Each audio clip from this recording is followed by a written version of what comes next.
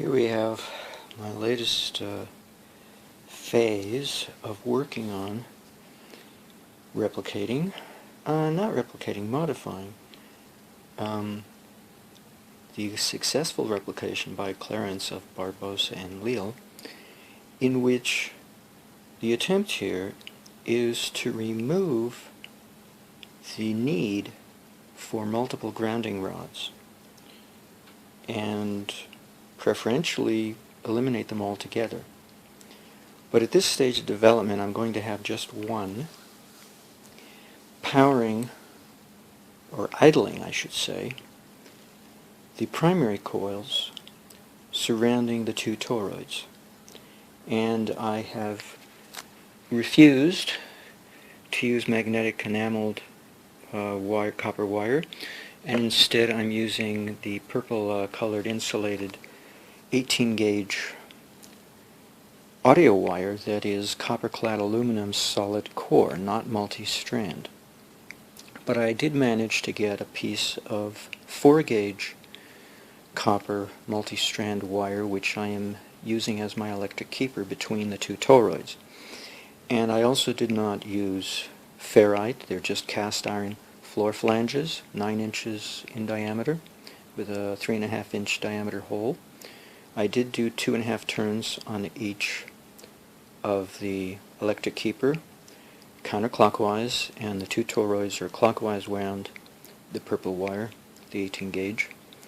What else did I do wrong? I didn't wrap cover one half of the toroid with the primary. I went all the way around. That's also a mistake, not to keep it on one side, and to put the electric keeper loop on the opposite side. I did connect them correctly. The top connected together and the bottoms connected together. What else? Okay, I have a permanent magnet, a neo magnet. It's a 4-inch rod behind each one, same face facing up to the bottom of the toroid, to energize the toroid, to replace the need for 56 grounding rods, or anything in that ballpark. Just diminish the need for that many by pre-energizing the toroids. Since I'm doing a DC circuit, I would imagine I can get away with using a permanent magnet which never changes its orientation. So I can energize the toroids using a permanent magnet instead of an electromagnet powered by an AC source. So now what I'm going to do is construct, well, I already have it constructed actually, my interleaved capacitor. I'm going to connect it in, and along with the 4 diodes, and then connect one end, these two leads, to the one goes to ground and the other goes to my earthing bed sheet. I'm going to put it underneath my earthing bed. That's what I have planned on doing here, and this is my earthing bed. So I'm just testing out how it feels to have the bare minimum of a circuit in which I've got just 2 toroids, a magnet on each, the electric keeper, the interleaving capacitors on either side with the floating plate connected together, and to below the diode, between the diode and the earth ground, and also to the aluminum shell, the aluminum foil shell that's going to cover both toroids. I'm not going to put the sand in there, which is probably a mistake, but I'm going to try it without momentarily. You know what I might do is put bubble wrap and just put an air gap between them. Not as good as sand, but I just want to test this out initially without using sand. And then above the topmost diode, I'm going to place myself. And the diodes point into the magnetic field in both cases. So that's my simple circuit, minus anything to power a load. So there's no Captor loop that would connect directly with the toroid and have a shunt between them, because the toroids are going to serve as earth ground for the 56 grounding rods, while the floating plate of the two interleaved capacitors connected with the two floating plate aluminum shells surrounding the toroids, that serves as the connection to the four grounding rods at the center of the 56 to replace that. And ideally I should have sand between the aluminum foil and the toroid that it wraps to represent the dirt that stands between the two sets of grounding rods. There may be another factor there may be a reason why he chose 8-foot grounding rods, and that is because possibly the wave that's traveling tangential to the center of the Earth, namely parallel to the horizon, may be an 8-foot amplitude wave, or some divisor thereof, like half or a quarter, so that the rods can pick up the full amplitude of the wave. Let's say half. So it might be a 16-foot amplitude to that wave, and that's why he chose an 8-foot, I don't know, that would be a guess, and kind of not germane to this particular video. Anyway, this is the full-scale schematic in which I plan on adding the power circuit and the Captor loop and a load, but I'm not there yet because then I would have to detach myself from the circuit and put in a power source over here to power it. Right now I'm just using the voltage difference between the Earth and a raised aerial that's grounded to the Earth. So there's not going to be, it's like microvolts or something, you know, difference, probably not even millivolts. So it's going to be a low-grade system, DC, and I'll test it out simply by lying on it. So I can't imagine anything going wrong unless I have something configured wrong, but usually bionic circuits enhance the physiology if you wire them correctly. So one thing I learned is have the diodes point in. You know, electron flow is being encouraged to leave the toroid in both directions, at both ends, while the electron holes that represent prana or radiant energy are encouraged to collect inwards and be captured and collect within the electromagnetic field of the toroid itself to convert them into more electrons. That's the whole point, is to convert the opposite of electrons into electrons. Electron holes into electrons. But right now, I'm not powering any outside device. I'm just setting up idle mode to get this thing to see how it feels, letting my consciousness during sleep enter into the device and be modified by it as a reaction back upon my physiology, and then use my body like a dowsing rod to try to figure out whether or not I have everything wired so far correctly. But I'm enhancing the magnetic permeability or storability capacity, the potential, the magnetomotive force of each toroid, the potential force, by adding a neomagnet to each one. Okay. But I'm not directly connecting to that toroid. It's just loosely coupled with the primary coil. That's all it is so far. No Captor loop directly connecting with the toroids themselves. Not yet, anyway. By the way, each toroid is wrapped 107 times with the purple 18-gauge copper-clad aluminum solid core audio wire. 107 turns clockwise on each one. But the electric keeper goes around counterclockwise 2.5 turns on each side. So here's my interleaved capacitor of 2 capacitors with a floating plate in between, and it's a little flimsy, a little rinky-dink, not exactly efficient, just glass and aluminum foil and masking tape. But it'll do the job of at least testing out in theory how to construct this. And now all I have to do is connect the leads to the appropriate plates so that it's configured correctly as an interleaved situation, in which the 2 plates of one capacitor are to one side and these are to the other, and the floating plate is in between the 2 sets on either side. So these two leftmost plates are going to be on one side, and these two rightmost are on the other side of the floating plate in the middle that's connected together to the aluminum foil shell that's going to surround these toroids. Alright, I've come to the conclusion that I don't want the floater connected to the aluminum shell. Let's see, where are we here? I don't want the floater connected to the aluminum shell anymore, because I realized I have this line connected to the shell, energizing it directly. And the floater by definition should not be energized by anything, or else it's not a floater anymore. So, because when I go back to the original design, if I can back up here, you know, you've got the power loop. I got some extra wires in here having to do with re-energizing the source, you know, recharging the source with the output.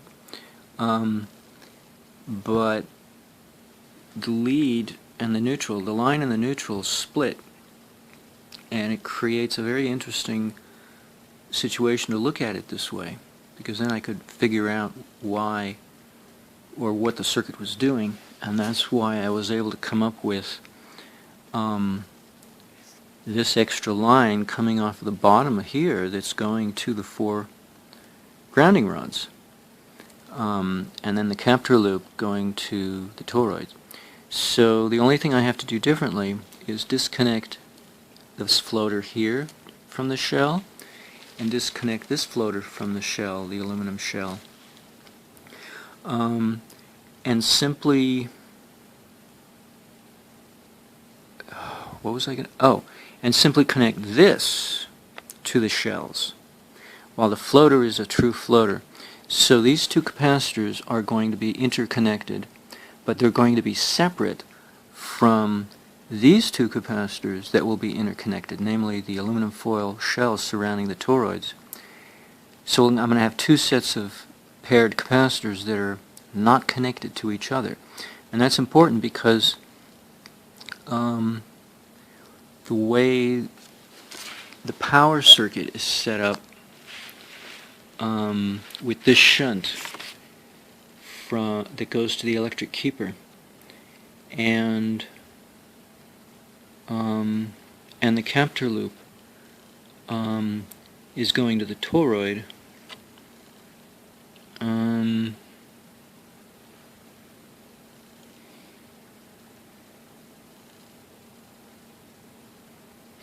You know, this is interesting. If I merely interconnect these two sets of capacitors, that'll be good enough, because on the one hand, the plate down here is going to be connecting to the shell, and on the other hand, the Captor loop, this end of the Captor loop is going to go to the load and then come around and be connected to the toroid, which is also connected to this capacitor. So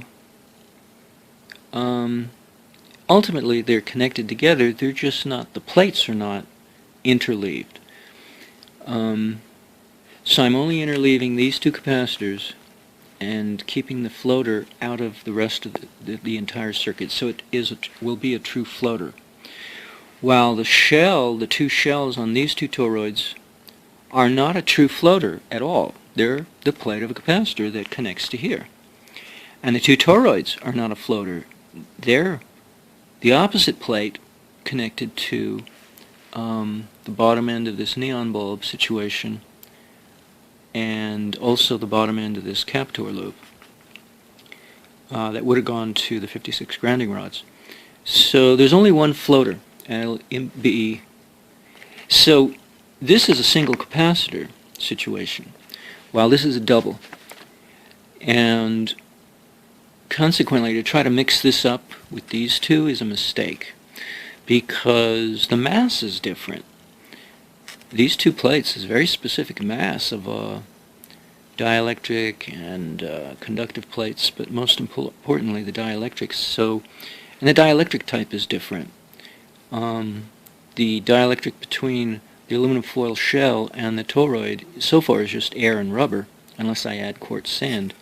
But here, I'm going to be using glass plates, although I could replace them with a thin polyvinyl saran wrap. I could use saran wrap between the contact plates. But I'm going to use glass. I'm going to start out with glass because that's what my intuition advises me, that I either use glass or quartz. But I'm not going to put the quartz in these just yet because I'm trying to do, just stepwise progression of buildup. So these floating plates are not connected to here anymore. They're not connected to anything. They're only connected to each other, the two floating plates, because they're a single floating plate. And I'm interleaving these 4 plates for these 2 capacitors. So I'm going to take out this wire right here, basically, and just leave the middle one to indicate it's a solid single plate.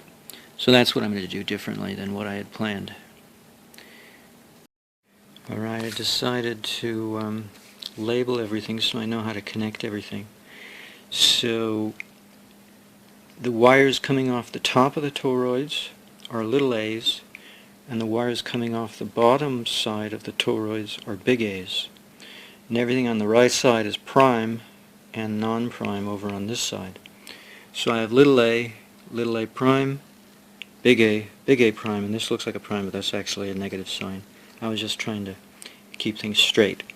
So to keep consistent with the prior expectation that I was going to connect the floating plate down here, requiring that this A, big A down here plate, be the leftmost plate, keeping with that tradition, I put it here, which meant then the little a plate follows next to the right of it, then the floating plate, then the A prime, and then the little a prime. So these two will have, let's see, these 2 plates will have opposite signs. So let's see, let's look at this, if I got this straight. A and A prime have to have opposite signs. And they don't. 1, 2, 3. No, they do. Wait, if this is negative, positive, negative, positive. Negative, positive, negative, positive. They're opposite signs. So the 2 plates that represent connecting to the bottoms, the 2 bottoms of both toroids have to be opposite signs. So if you go negative, positive, they're opposite. Negative, positive, those are opposite. So, and that's why the floating plate can't be connected to anything, because if it were, it would increase the capacitance by adding another plate to any one of these 4. So that's the way I'm going to connect. I'm going to label the wires on the capacitors plates so I can make sense out of connecting them to the diodes that go into these toroids. Okay, I've got all my leads labeled. I've got big A, I've got big A prime, and I've got little a and little a prime. And so now I'm preparing to put the stack in a box to keep it safe and to keep the plates from moving around too much. And then I've got all the labels on here as well. Top wire versus bottom wire, big A versus little a, and big A prime versus little a prime. Actually, the little a is on the top, actually. Yeah, the big A is on the bottom.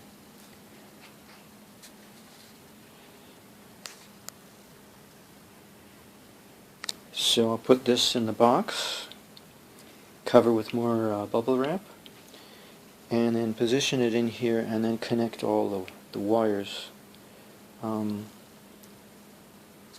Yeah. Well, here I have all the wires hooked up except the only thing missing are the 4 diodes, the germanium diodes. I got the cheapest ones available since this is a bionic test of this circuit. So I've got all the grounding wires hooked up, the earthing, bed sheet, and the connections to the toroids. So I have basically everything except the diodes and the aluminum shell to go around the toroid, and the aluminum shell is going to be connected to, let's see,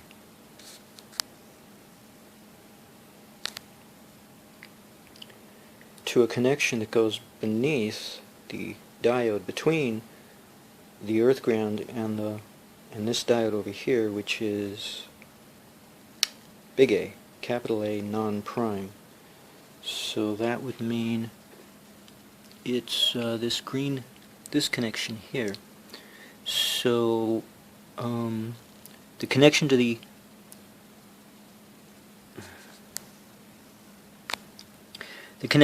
aluminum foil shell surrounding each of these toroids is going to go in between these two connections here and this connection here. That's where that's going to go. So that's the only thing missing, the aluminum shell connections and the diode, the 4 diodes. Otherwise, the whole thing should be connected. The earthing bed sheet should be connected to ground now through these various connections. Oh no, through this side here. Through the windings on this side, it goes directly to ground, and the capacitors divide the right toroid from the left. So there's no direct connection between them, except inductively through the electric keeper, through a loose coupling between them of the electric keeper. Otherwise, so it's not exactly a strong coupling between them regardless. Yeah, it's missing that. It's blocked by the capacitors, and it's only loosely coupled through the electric keeper. I'm not going to add in the diodes at this point, nor the aluminum shell connection, because I want to see what improvement, if any, and I think I'm already feeling a loose coupling improvement just by lying on top of the bed covers, insulated from the bed sheet, acting as an antenna, creating a loose coupling with my body. So it may not be direct coupling, but when I first started studying this, I had such an old earthing bed sheet, that it was literally coated with the residue, the glycerin residue from having washed it so many times, that I could no longer make contact with it. Yet, I was able to feel my way through the development, the early initial development of my foray into earth energy. Namely, I used 8 iron nails, a pair bound each to make a square and surrounded with masking tape. That was my toroid. And then I used enameled floral wire, which is iron wire, as my coil winding around that makeshift toroid, and I managed to get results despite the fact that I was not making direct connection with my body, my naked body, with the earthing bed sheet. It was as good as if I was sleeping on top of the covers, and that's what I did this afternoon or this morning, or when I finished developing it, putting this together to this extent. Well, I see some tape has come off. It popped the box open, but the connections are still sound. I laid down, and I felt a very strong influence, and I think it's the magnets. Basically, I discovered that when you add a magnet to the toroids, it really boosts the effect. Not sure yet about the capacitors, because I did both at the same time, so I can't control for which was the greater of the two influences. But I'm a little lazy not to add the diodes at this point. I want to see if it makes a difference, and maybe disconnect the capacitors and see if the magnets make a difference. Play around with different variables, add in one, take out the other, and of course, at the very least, see whether or not the 2 toroids with the electric keeper in between makes a difference or not. I don't know if I'm going to be able to feel any difference with that. Once I monkey with this so many times, I'll be too confused, probably. But so far, if even this pair of triple of improvements, the doubling of the toroids, the magnets, the addition of the neomagnets attached to the toroids, and the two capacitors that are interleaved, those three changes already feels like an enhanced potency, and my guess, I would go with the magnets. I think it's the magnets that are really adding to the situation. Obviously, I don't have anything running, like a device to show that it's producing any kind of energy that would be more than what I'm getting from the Earth. But all I have to do is measure voltage potentials, which is what I should probably start doing, to see if I can, go around the circuit, different parts of it, and see if I can see any difference in voltage, just at this point. So that would probably be the smart thing to do, and not just go by feeling. Because the voltage would tell me everything I need to know. And there are 2 points on this circuit that would be the least amount of modification, or improvement I should say, that the circuit could possibly make upon what's happening between a normal earthing appliance, which is simply a piece of wire connecting an earthing appliance such as a bed sheet, an earthing bed sheet, with a grounding rod. So at the very least, that should show a voltage potential difference between the bed sheet and the ground, although not by much, by comparison to whatever enhancements this might be doing. So I don't know, that would be a thing to do, is to see whether or not this is actually doing anything to differentiate those two voltage references any greater, to enhance them. Because that's the whole point of a lever. The principle of the lever is enhancement. A magnification of power is the generic or thematic the generic theme of a lever. And that's what free energy is all about. Not perpetual motion, because perpetual motion is simply a machine in need of a definition as to how it's working, an analysis, while actual machine already has been defined, and so an actual machine is not perpetual motion, even though both could be free energy devices over unity. One is explained, and the other is waiting for an explanation. To quantify, or qualify, I should say, why they're both over unity, but each in their own way. So that's really the only thing to worry about when dealing with the term perpetual motion machine, is do we have an explanation for it? And why don't we? And why do we have to badmouth it just because we don't have an explanation yet? So to prove by way of the opposite, you got to be careful that you don't exclude the relevance of your proof. It's all very well and good to, let's prove the opposite, see if we get anywhere. But maybe it's not relevant. And it's not relevant if you go prove something else. Oh, that's a machine over there, but this is not a machine because we can't analyze it. We can't describe or define how it is able to do its job, other than hyperbole. That's not relevant to talk about something else that is a machine, and define perpetual motion based on what it is not defined. Hello? We're misusing the English language. We're not getting any point across, other than that we're not a logical race anymore. We just... Actually, the hyperbole that we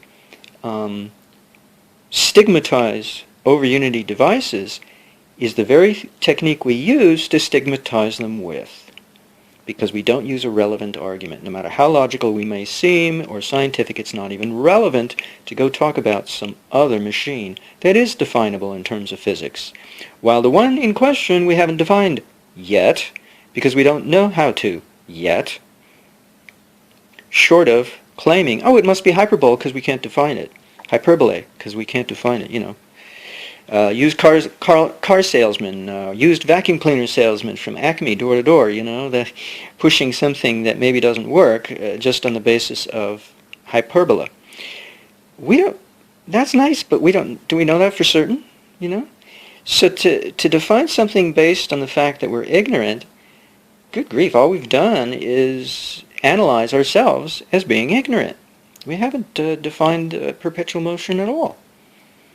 By the usage of the phrase, not the literal definition, because that's not what's used in common parlance. What's used in common usage is, oh, it's not defined, so it must be hyperbola. We got to be very careful with that. With a dual definition of a term, only one of which we use, and it's not relevant, and it's not even the literal use of the words. Perpetual motion. It doesn't even figure into our usage of the idiomatic expression. Those are two different things. An idiomatic expression that means one thing, namely, it doesn't mean anything, versus a literal a literal interpretation of that idiomatic expression, which we don't even use in common communication with each other. Yet we use the words as if we know what we're talking about.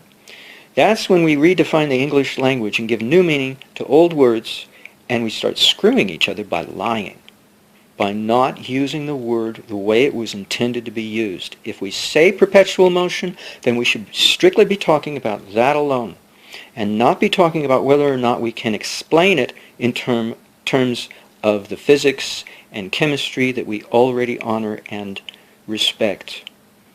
Those are two different meanings. One we use that's not relevant, and one we don't even use that's literal. And come on now, what kind of subterfuge is that of the English language? I can't help myself, sorry, this has been on my mind.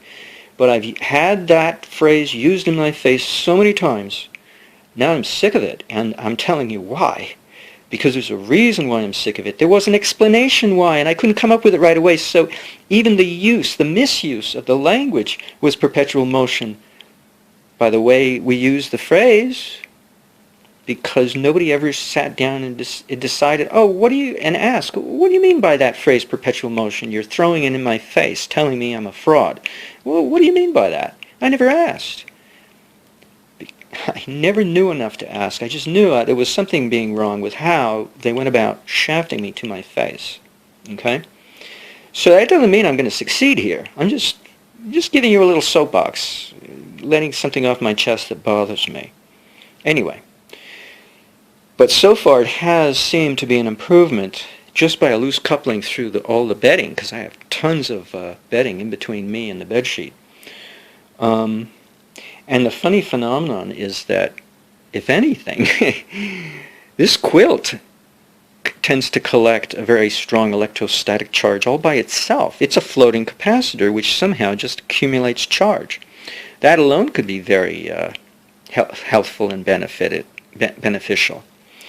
Screw this. Yeah, I'm the first one to say I might have done, nothing absolutely useful here. I should be, right? Because Leon Ernest Eamon was very stringent on excluding placebos from his experimentation, because he was dealing with something, biocircuitry, cooperative healing, which can easily lend itself to placebo analysis, or conclusions, I should say.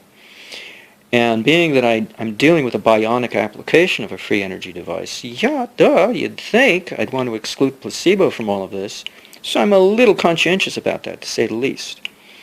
Of course, the real proof of the pudding is to hook up a machine, but unfortunately all the little DC motors I look up online all have a minimum voltage, and this may not run at that voltage minimum. It may run 1,000 times less, even though it may show improvements. So the only way to deal with this actually is to meter it and look at the different voltages to see if it's actually doing anything to magnify a voltage. That's really all I have to determine.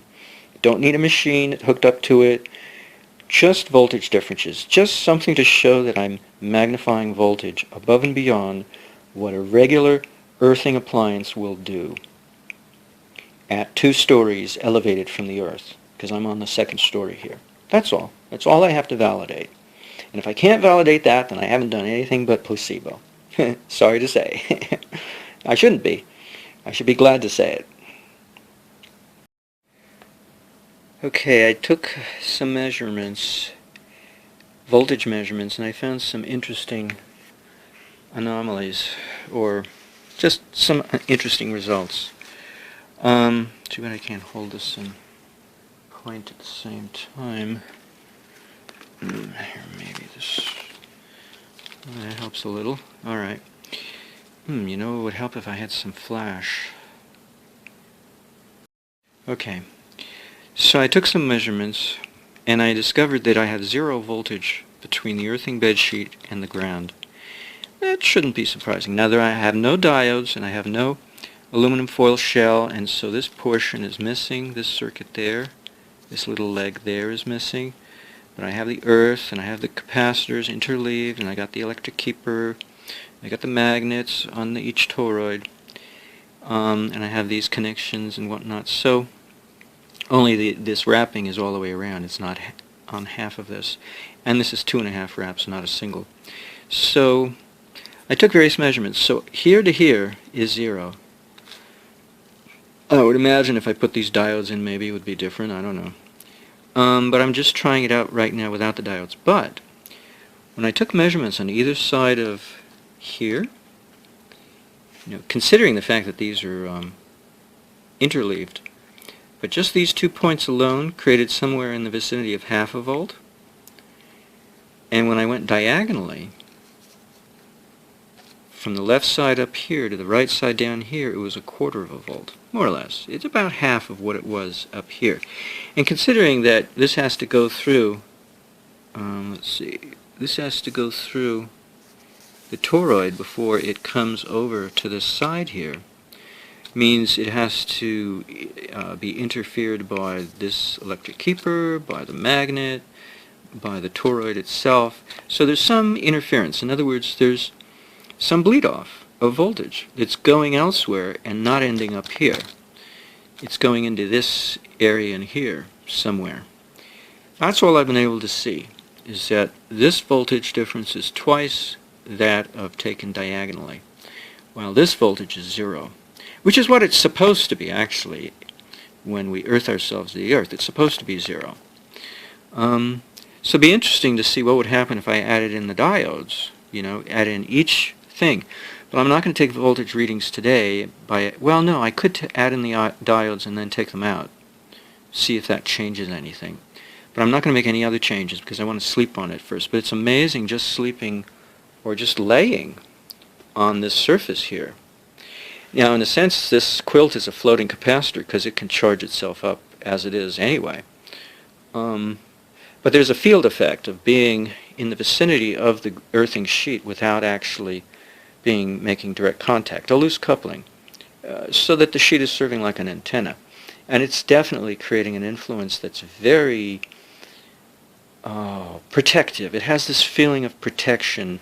And I had it before when I would investigate this phenomenon without the capacitors, and without the double toroid, without the electric keeper, just putting a magnet on the toroid that has the grounding wire wrapped around it. Just that alone.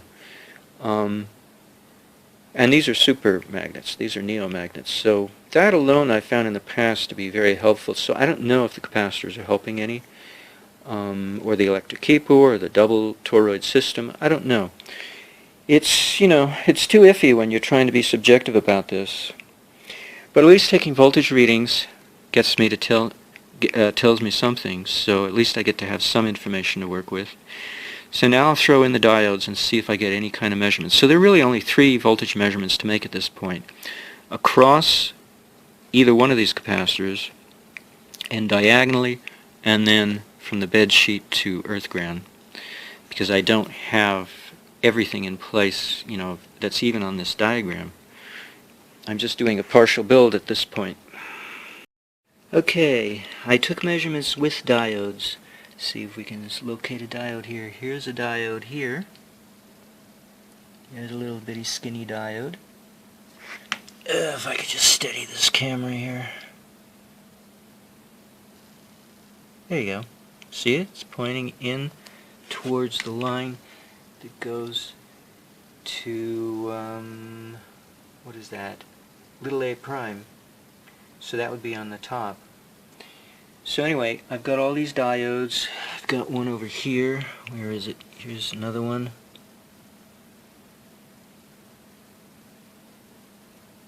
And here's another one hiding under a wire, if I can find the wire. There it is. There's one over there. And the 4th one is over here.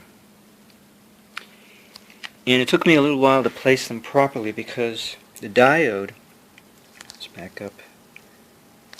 Here it's not a problem because it's just a single line coming in. But here it's a 3-way connection, so I had to make sure the diode was on the inside. In other words, the capacitor plate was intimately connected with the earthing bedsheet together, and then as a pair they were connected to the diode, and then the diode to the toroid. The same thing down here. The capacitor plate was connected to the earth ground first, and then from those two at the junction I ran the diode off of that to the toroid, because I want the toroid to be on the inside of the capacitor plates, not on the outside. Here it wasn't a problem because it's just, there's no inside outside, it just goes straight through. It's a two-way junction rather than a three-way. So I took measurements, and these are the results. Let's see, where am I? So this is with diodes. With diodes, I had 0 voltage between little a and big A. That means from here to here, from the bed sheet to ground, I had 0 volts, and that was with. This is with diode. And then little a to little a prime, that means across the capacitor up here, I had slightly over 100 millivolts. And then between little a and big A prime, that means diagonally from this upper left plate to this lower right plate, I had 1 millivolt. Big difference between slightly over 100, maybe 105, 110. It jumped around slightly, but this was rock solid, unbelievably rock solid. Other than the 0 volts, it was the only rock solid reading that I got, because this one varied, and these three down here varied. This is without diodes. So little a to big A, in other words, earthing bedsheet to ground, again 0 volts, rock solid. But these two tended to climb, and I just couldn't wait around to watch it climb, so I just kind of extrapolated, I guess estimated half volt, quarter volt. So little a to little a prime was across from here to here. And then little a to big A prime, quarter volt, was from the left plate up here to the right plate down here. Half as much. But these were not rock solid. This was the best one that was rock solid, 1 millivolt. And it's interesting, I don't know what it means, but it means that something's going on in which the diodes are helping to regulate the voltage to keep it steady. I think what was happening in terms of the slow rise, this was a bit of a slow rise too, even slower than these. These were much faster actually. This was a slow rise to the 100 millivolt, and I think what I'm doing is that my meter is charging the capacitor plates. But for some reason, with the diodes in place and a diagonal reading, hardly any charge is allowed to take place between the left uppermost plate and the lower right plate. The diodes are preventing a charge from taking place. That's why I think the reading occurred so quickly, locked in at 1 millivolt. It varied a little, 0.9, 1.1, but that's a pretty much less variation than all these other readings, other than the 0 reading. The 0 was locked in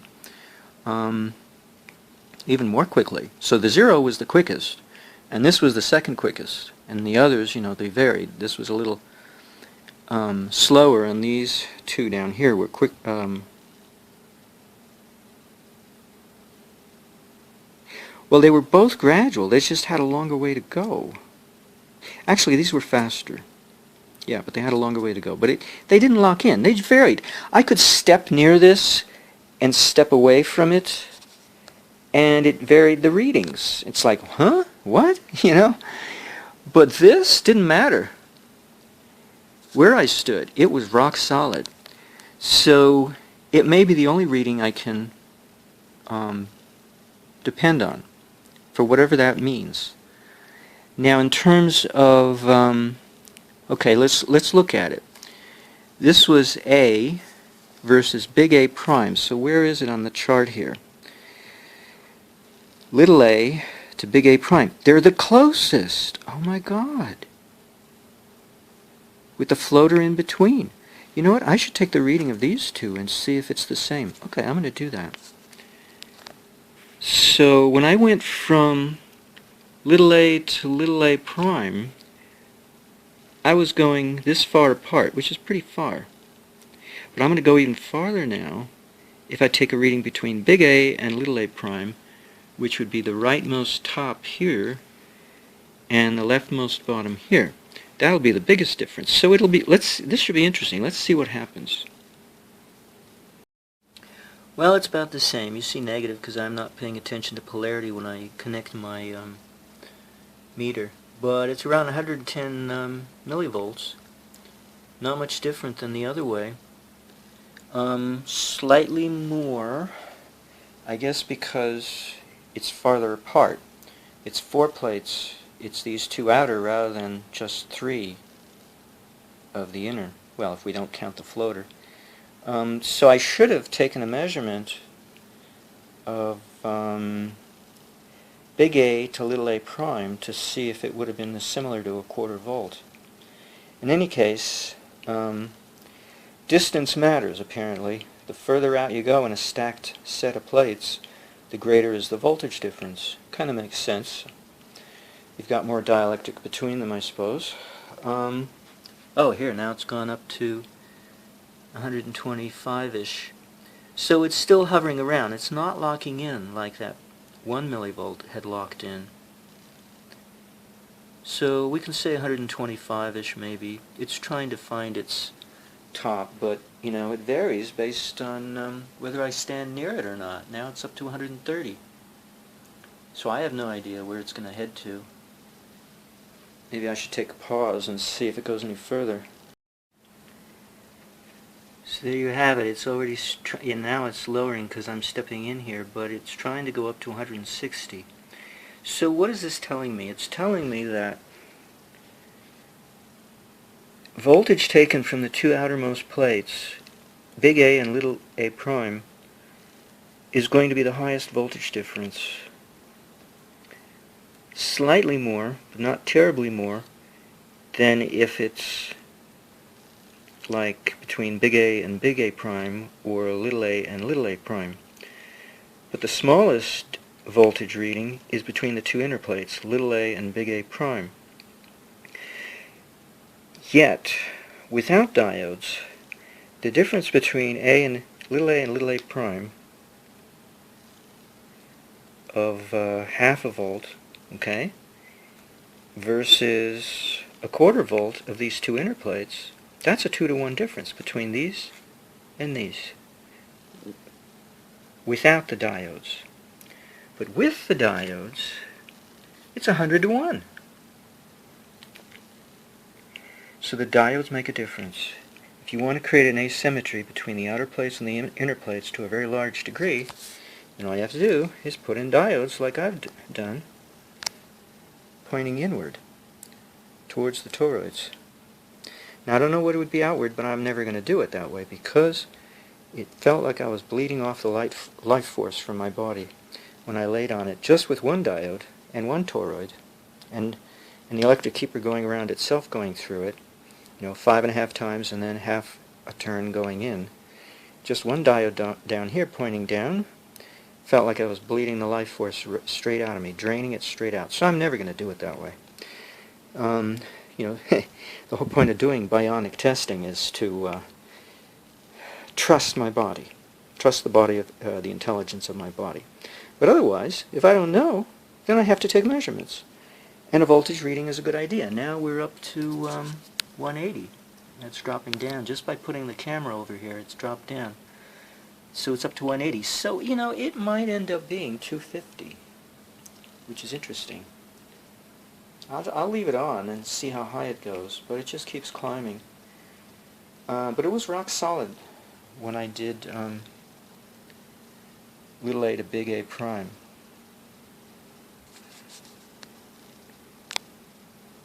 Little a, left upper plate to lower right plate. Little a to big A prime, these 2 inner plates. So that makes sense, but God, what a difference. What a difference. Wow. So, the diodes are going to make a difference of some kind, better or for worse, I don't know. But they certainly make a difference, at least in this DC setup. At least that can be said of a DC arrangement. I'm about to wrap the left toroid in aluminum foil. Okay, I've completely enclosed this, including the loop, and the magnet is enclosed as well. That's on the underside here. But I didn't make contact with either of these contacts, nor with the toroid itself, at the moment anyway. But eventually, according to my diagram, I should connect the foil not to this point, but on the other side of the diode. There's the diode there, so it would go here. And I would connect this foil with the one covering that as well. So now I'm going to cover that one. Okay, I have a wire attached, a clip lead attached to this foil, which goes underneath the bed and comes out here and connects to this foil toroid. And in the middle, I've center tapped it, so to speak, coming out here and going to ground. So back up here. So I have it center tapped. So the two foils now are represented by, yeah, actually.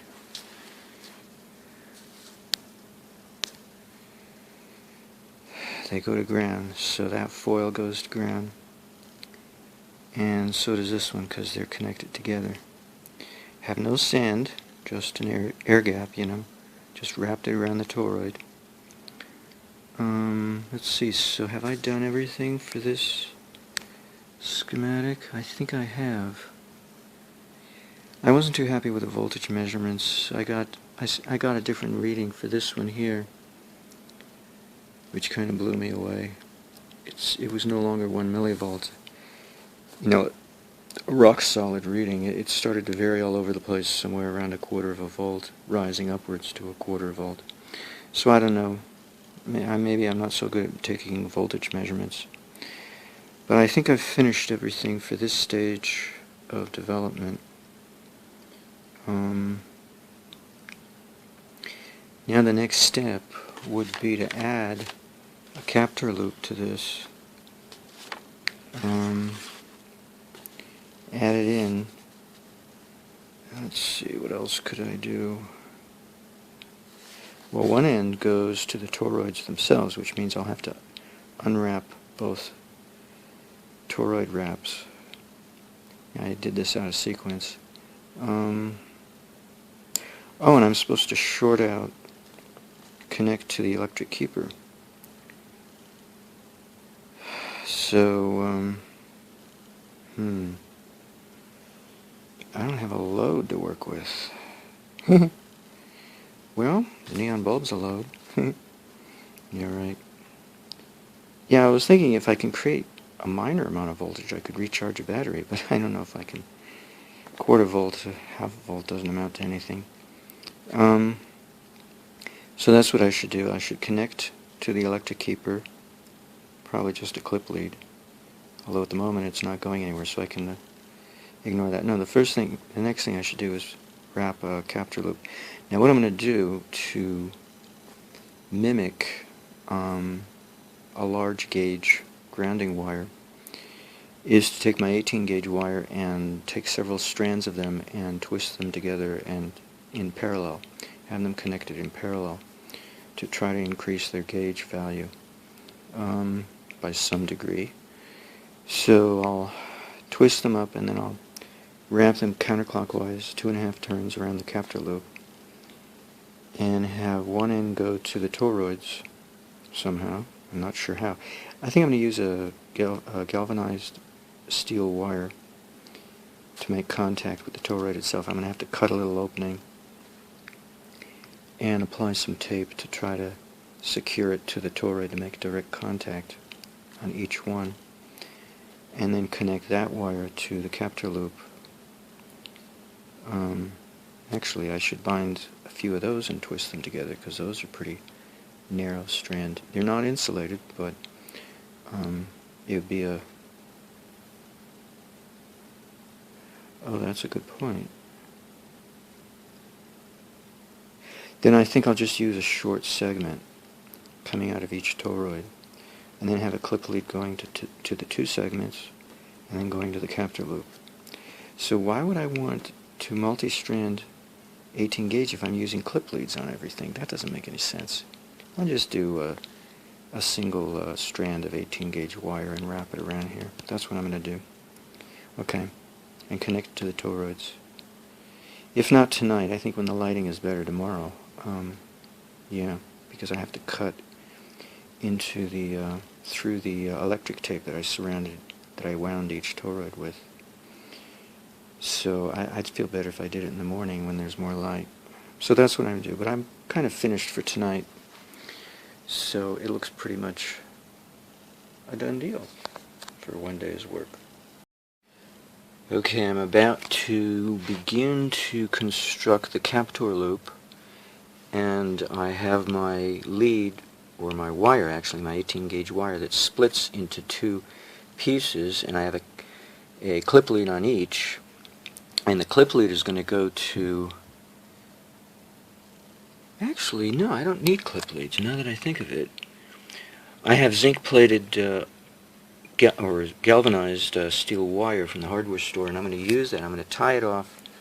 These are Dritz number 3 fasteners, and they have little holes in them. Let's see if I can zoom into the hole. See the holes? So I'm going to thread it through there, and each one is going to go... I'm going to unwrap the foil, poke a hole or cut a hole large enough through between two purple windings on the toroid, the primary winding, poke a hole and to make direct contact with the metallic surface of the floor flange underneath. Tape the galvanized steel wire to that, one end to that. I'll make a slight coil to tape it, and the other end I'll thread through each one of these. Actually, the way these spread, I don't know if they're going to match, if they're going to reach the two toroids. Oh, well, if I use long enough wire, they will. Okay. So if I use long enough wire, I'll be able to spread eagle these and go to each of these here, and then this will connect into one of these, because now I've added my captor loop. Very simply, just I'm using 18 gauge wire. You know, I'm not using the appropriate gauge at this point. But the only thing I did right was in gauges was the 4 gauge electric keeper with its bolt connector, which is a pretty cool little device.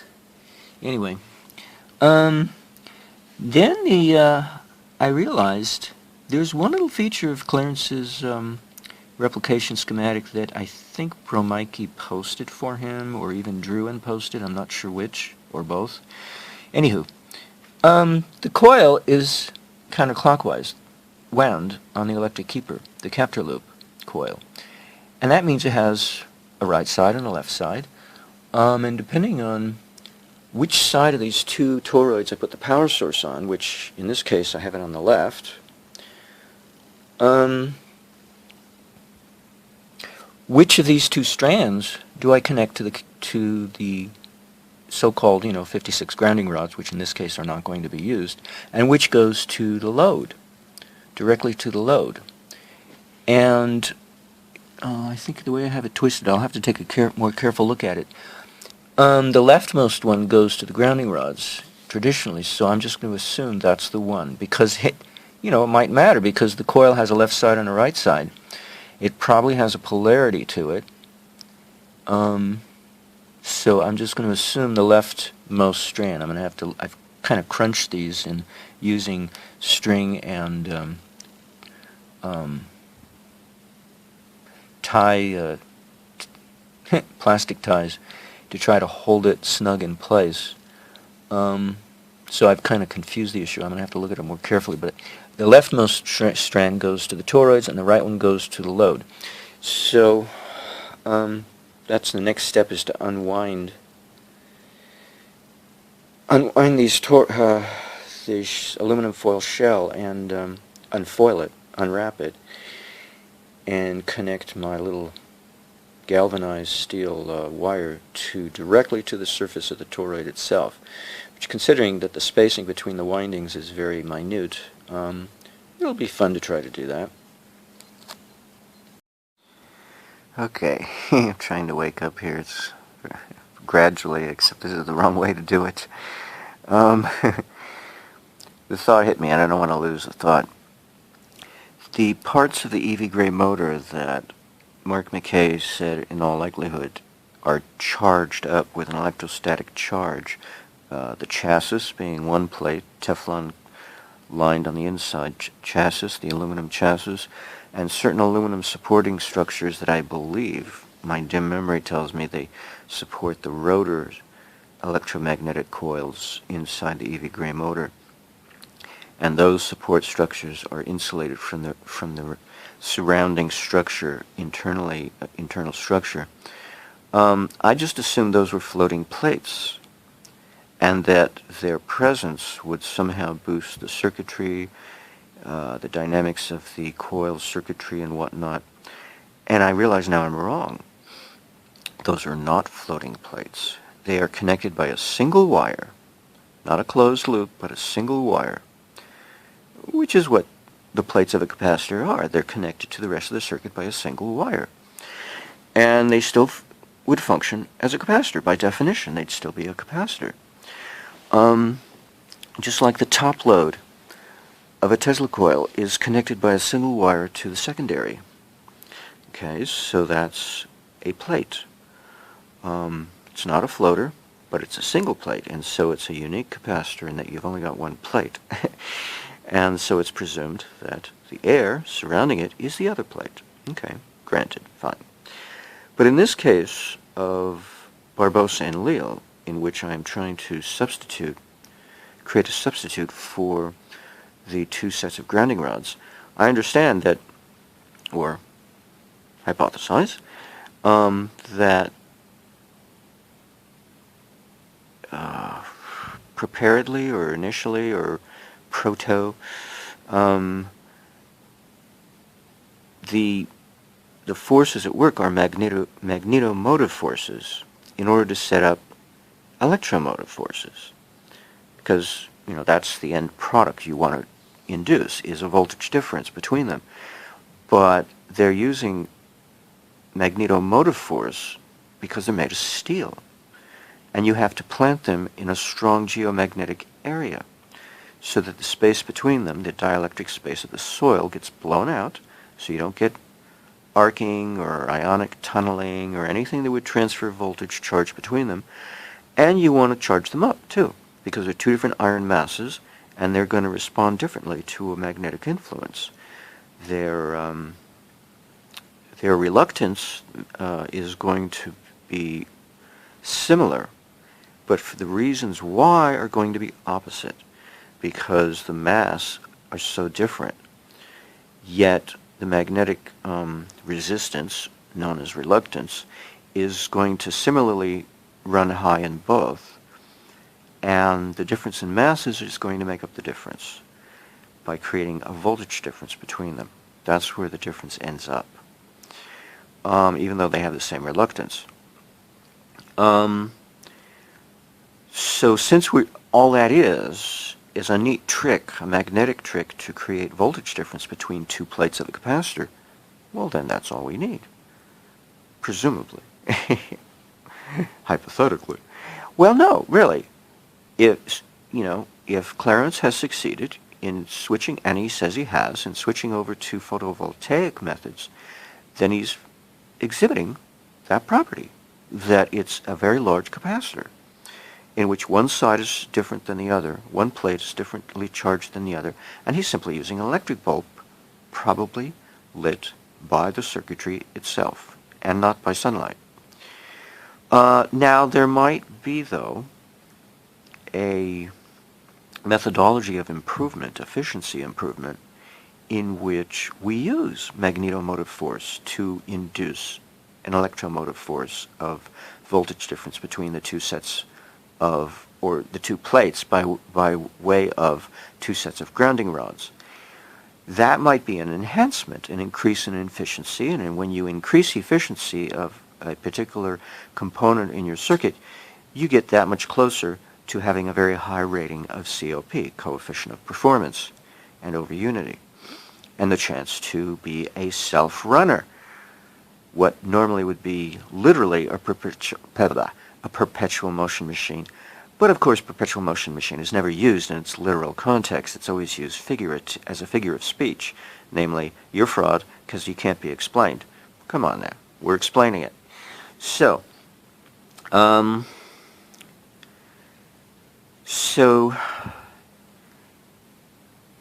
grounding rods are connected to the circuit by a single wire, which makes them look like, well, isn't the only factor that makes them look like the plates of a capacitor. It's the soil. The fact that the soil is made of clay, it might be made of feldspar, it might be made of quartz. And clay is a kind of quartz. It's an aluminosilicate combination. But in any case, it starts looking like a dielectric, a voltage-oriented, an electromotive force-oriented dielectric. Okay, I'm mixing up the terms, I know, because I still don't have the difference between voltage and electromotive force glued into my brain so that I can recall what the difference is. Eric Dollar did make the point. They are different. But for the moment, I got to confuse them. Voltage is what we measure. Electromotive force is what causes forces, or is the force involved, but the voltage is what we measure, because he did say voltage and amperage are fictions, created for convenience, so we have something to measure, but they don't exist. All right, clears that up. Let's see, where was I? Let's see. So they're connected to the circuit. The aluminum, my attempt to create a substitute in my own way of the two sets of grounding rods is to create a capacitor in which I do not have floating plates. The plates are actually connected to the circuit so that the capacitance can be transferred directly to the circuit to boost it, to give it the voltage, to give it the electromotive force it needs to power the electric keeper, to drive the electric keeper without having to be inside the electric keeper per se, because the electric keeper is structured in such a way that where's your reference to measure voltage, to measure the effect of, to effectively measure the electromotive force? It's not there. That's why I say it has no milestones, no mile markers to see distance. It keeps going around in circles endlessly in perpetuity, so long as the driving force of electromotive force is behind it, but without seeing any mile markers to take voltage measurements of that electromotive force. So effectively, it's not there because you can't measure it. And so it's not there to get in the way, most importantly. And that's because Clarence has figured out how to neutralize the lens effect, to cancel the lens effect, by how he arranges the two toroid system. Now, with the one toroid system, you have a lack of efficiency and a lack of overunity because it's a one toroid system, because you don't have a two toroid system to neutralize the lens effect of the one toroid system. So it's more like an electric keeper in a two toroid system as opposed to a one toroid system. But if I use the toroids themselves as the magnetic keeper creating the geomagnetic force substitute by directly connecting them to the circuit in place of the 56 grounding rods, and if I use an aluminum shell, a chassis, surrounding the primary coils atop or wound atop the toroid cores, now I've got myself a capacitance, and I have it maximized. If I put quartz sand material, or what's the other one? Oh, I could mix, that's right. Oh, good thing I haven't done that yet. I could create a mixture, or not. I could just use straight hematite. What do they call it? Oh, it's a specific type of sand that's rich in hematite. I believe that's how it works. Oh, here's a name for it. You buy it, and it can store magnetic charge.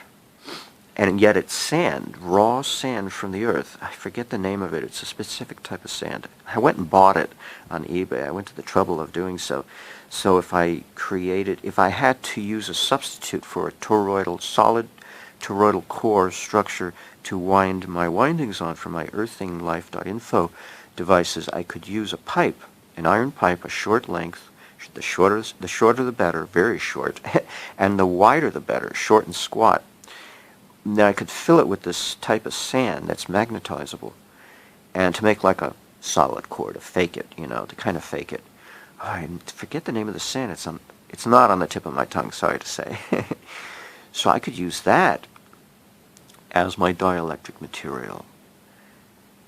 Why? Let's see. Because that would represent... Well, see, now this is the part I don't know. What kind of soil contributes to, or might detract, not contribute, detract from a good area to locate your grounding rods in? Because we want the geomagnetic forces of the Earth to blow out any tunneling, ionic tunneling at the very least, if not arcing, ionic tunneling. I should add that to my essay. Ionic tunneling that might occur between the two sets of grounding rods.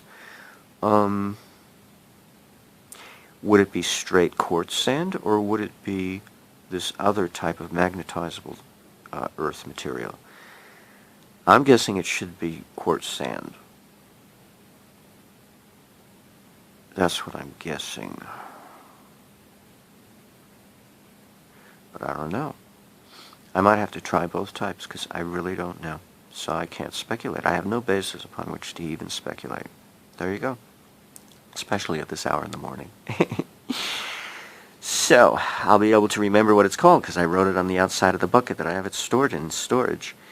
I'll bring that home, and I'll bring the quartz sand home, and I'll try out both types. I'll try the quartz sand first, because if I have any residue of granules, I'd rather it were the quartz and not the other type. I can always use compressed air to try to blow it out, but it'll still get stuck between the... Unless I wrap the winding, the toroidal core winding with saran wrap, that might be a good idea. Yeah. And then try out the two sands, because then I can remove it. Because I can use 2 layers of saran wrap. No. Huh? Oh no, I could use paper immediately surrounding the toroid. Or no, saran wrap, then paper, then saran wrap, and then the sand in question. And then I can remove the topmost layer of saran wrap and put a new one on, so I don't have any granules. If I really want to be precise about this controlled experiment to find out which sand would be the best type of sand to use between the two toroids, I might want to put sand in, but now that I know, it might matter. Or maybe a blend of the two. What do I know, right? And maybe no sand. Just minimize the space between the aluminum foil and the toroid as much as possible. If I had magnetic wire on there instead of 18-gauge audio copper-clad aluminum solid core wire, I might be, less space between the two plates, between the solid core cast iron floor flange, toroidal floor flange, 9-inch wide, or whatever it is, 9-inch diameter floor flange with no zinc plating, just straight cast iron, and the aluminum foil chassis shell surrounding the winding atop that cast iron toroidal core. So that might be what it just boils down to. Whatever the case may be, it's going to contribute possibly to efficiency of COP. How well do you perform coefficiently over unity? Let's see. So that was my point to make with this little video segment here, is that the two plates are not floaters for a very good reason. They have to enhance the circuitry directly. Yet, their geometry of placement is, of course, of utmost importance. And their materials of construction as well, utmost importance. So it's not to be overlooked when we're looking at efficiency. And if we're looking for a substitute, we can't be rinky-dink about this. We know what works, but we create a substitute. What works? We don't know. So we have to guess estimate in order to come up, imagine what kind of experiments to perform to see if we can modify in a favorable way the efficiency of coefficient of performance so that the final outcome is what we want, a very high over unity. You're right? Preferentially, right? Preferably. I don't know why I say preferentially. I wonder if there's any different meaning than preferably. Just make me sound smart, but I don't know about that. I'm not smart. I'm just thorough. Big difference between smart with a high IQ and just simply being thorough. Like a gumshoe, right? A thorough PI who just gets down and investigates the mystery of this thing. That's all. That's all I am. I'm just a thorough gumshoe. And so I acquire a lot of facts in the process to make it look like I'm smart, but that's just an accumulation of facts. Doesn't mean I have a high IQ necessarily, It might take me a long time to get it, because I'm stupid. But I'm a thorough stupid person to make up for my stupidity with thoroughness. And see? Because I have a lot of time on my hands, to chill out and just think about this and whatnot. So if I bore people, it's because I'm stupid. And I'm not educated on the subject of electrical engineering or physics. In fact, I flunked physics, the first time I took it. When I took astrophysics, I barely passed. I had the teacher's help. Now, he was my tutor, after-school tutor. So, yeah, I'm dumb on the subject of science, but I'm thorough, and I spend a lot of time at it so I can get good at it. And so it makes it look like I'm smart. But there are two types of smart. High IQ smart and just thorough smart who spent a lot of time. We had a gal in 3rd grade, Melinda, I forget her, I'm not going to remember her last name at this point. 3rd grade, and she was so big. I didn't know until I asked somebody, and they said, well, she probably did the opposite of skipping a grade. She probably repeated 3rd grade. That's why she's so big. She had a big heart, too, to go with her big size. She was very magnanimous, but in her heart. But she might have repeated 3rd grade, and that might be why she's so big. Or maybe she started school late in life, She didn't get an early start like the rest of us. Whatever the reason was, she was big. Anywho, so maybe she wasn't thorough. She just started school late. Whatever. Let's see. Late in life. Yeah, and they didn't place her forward either, for some reason. Whatever. Maybe she had a low IQ. Who cares? I don't care. I shouldn't have to care, because she had a very big heart. She was most magnanimous. Really felt like she really cared about you when she listened to you talk. It's like she really listened. There you go. See, she's making up for failure in whatever department it was by being an avid listener. Anywho, boy, that's off topic. Sorry. So that was my point, and I made it, and now I can shut off and open my eyes. Oh, I'm not even pointing the camera at me. Sorry. At least I recorded my voice. Okay, maybe I should just put a naked picture of a lady in place of me so you don't have to look at my ugly face. Oh my God, he's so old. And he wasn't even pointing at him. Good, we don't have to see him if we can see his pillow instead. See, my earthing bedsheet pillow? Which may help me make contact with my earthing bedsheet. Okay. Okay, enough already. One last point to this Pillow Talk episode that I want to add, even though it's a repeat, I want to emphasize something I think I stated earlier. When you add more iron to the system, and that was the whole point of using the toroids, is on the presumption that this Barbosa and Leal Captor device is a reincarnation of Tesla's special generator, his tri-metal generator. And the 4 grounding rods probably should be made of aluminum, and the 56 grounding rods of ferromagnetizable material. Now, I did an experiment back in 2012 in which I took a stack of Neos arranged in a unique way.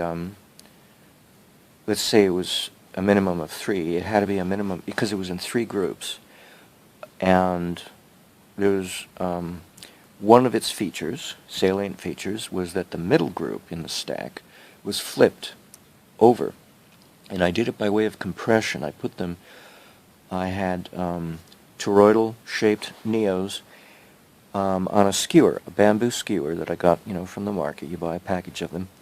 And then I put that in a PVC pipe of just the right dimension for it to barely fit. And then I squeezed the 2 outer portions of this stack against the middle. And the 2 outer were of equal width. They had the equal number of Neos, but the middle one could be greater, it could be less than, or it could be the same as any one of the 2 outer ones. But it was flipped, and I got them into close proximity. In fact, I got them into contact with each other because I pushed like the Dickens, and I measured everything out. And then I put on PVC caps and glued them on. And I had myself a very interesting little device because of the arrangement.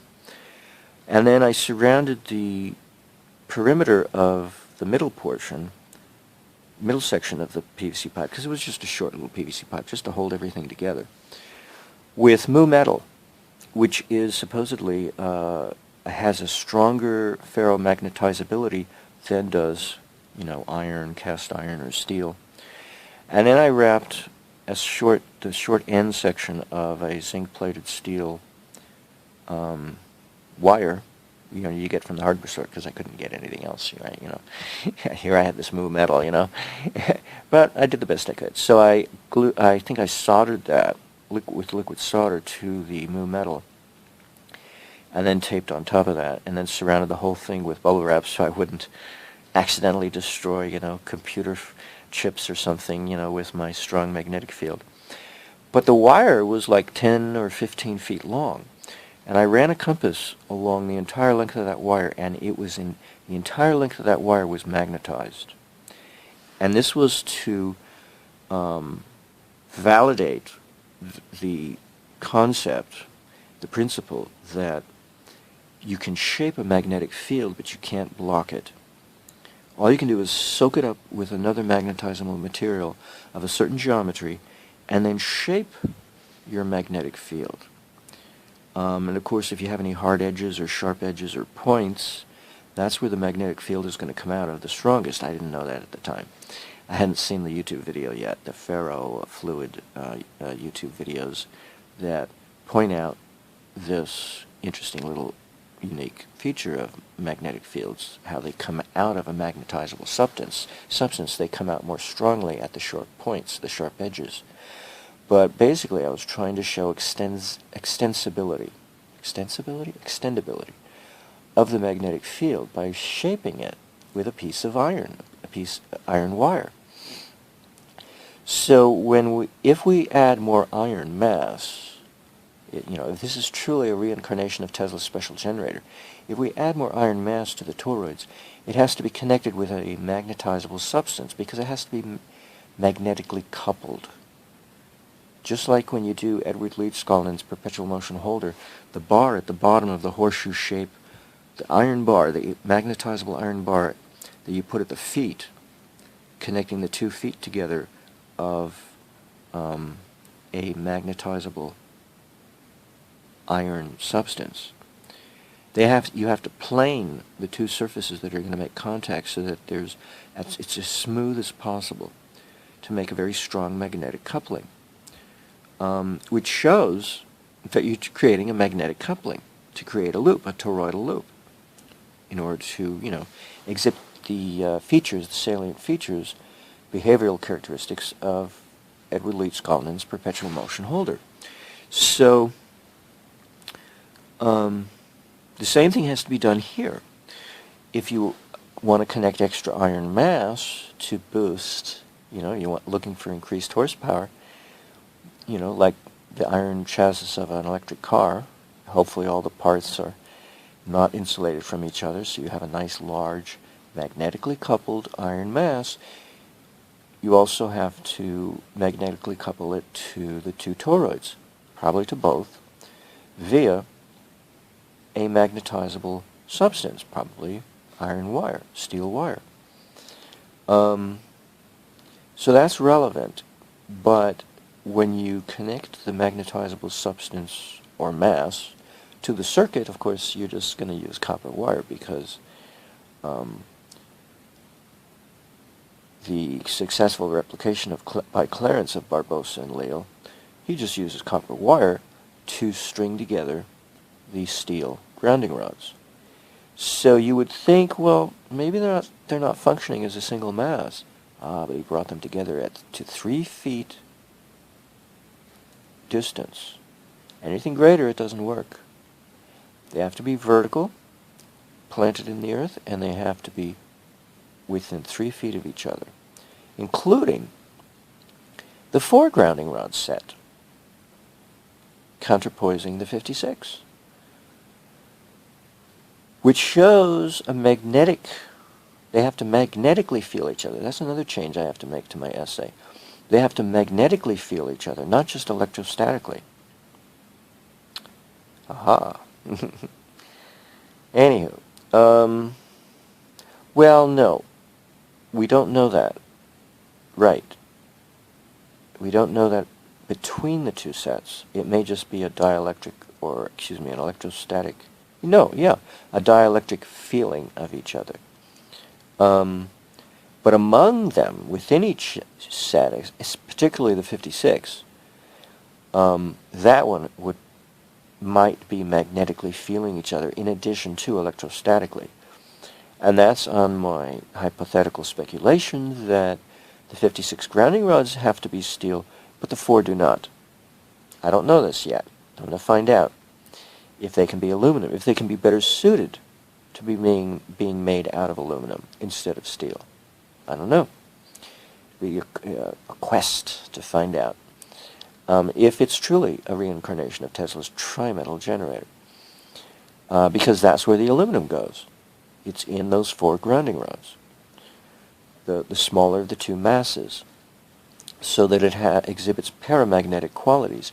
And then it may not be necessary to space those 3 feet away from the other 56 grounding rods. Then you might want to have it as close as possible. In other words, you could, instead of having copper-clad 56 steel grounding rods, you could have aluminum-clad, if you could find them, steel grounding rods, but with a dielectric between. So it's 2 layers of cladding on those steel grounding rods. The innermost layer would be a dielectric and something that won't scrape off, and then the copper clad on top of that, because you want a nice solid layering around each steel grounding rod. And then you wouldn't need the 4 grounding rods. You would just have the aluminum layer atop the dielectric, atop the steel rod. How interesting is that? So you see, that would be the consequence if my speculation proves to be valid. Let's see what else. A good thing I put this down in the video. I wouldn't have thought of that. Boy, and now I'm getting the idea that my Hassenpfeffer. She's such a Hassenpfeffer. In other words, you got such an ego. Vignassi's version of replicating Barbosa and Leal's Earth Captor.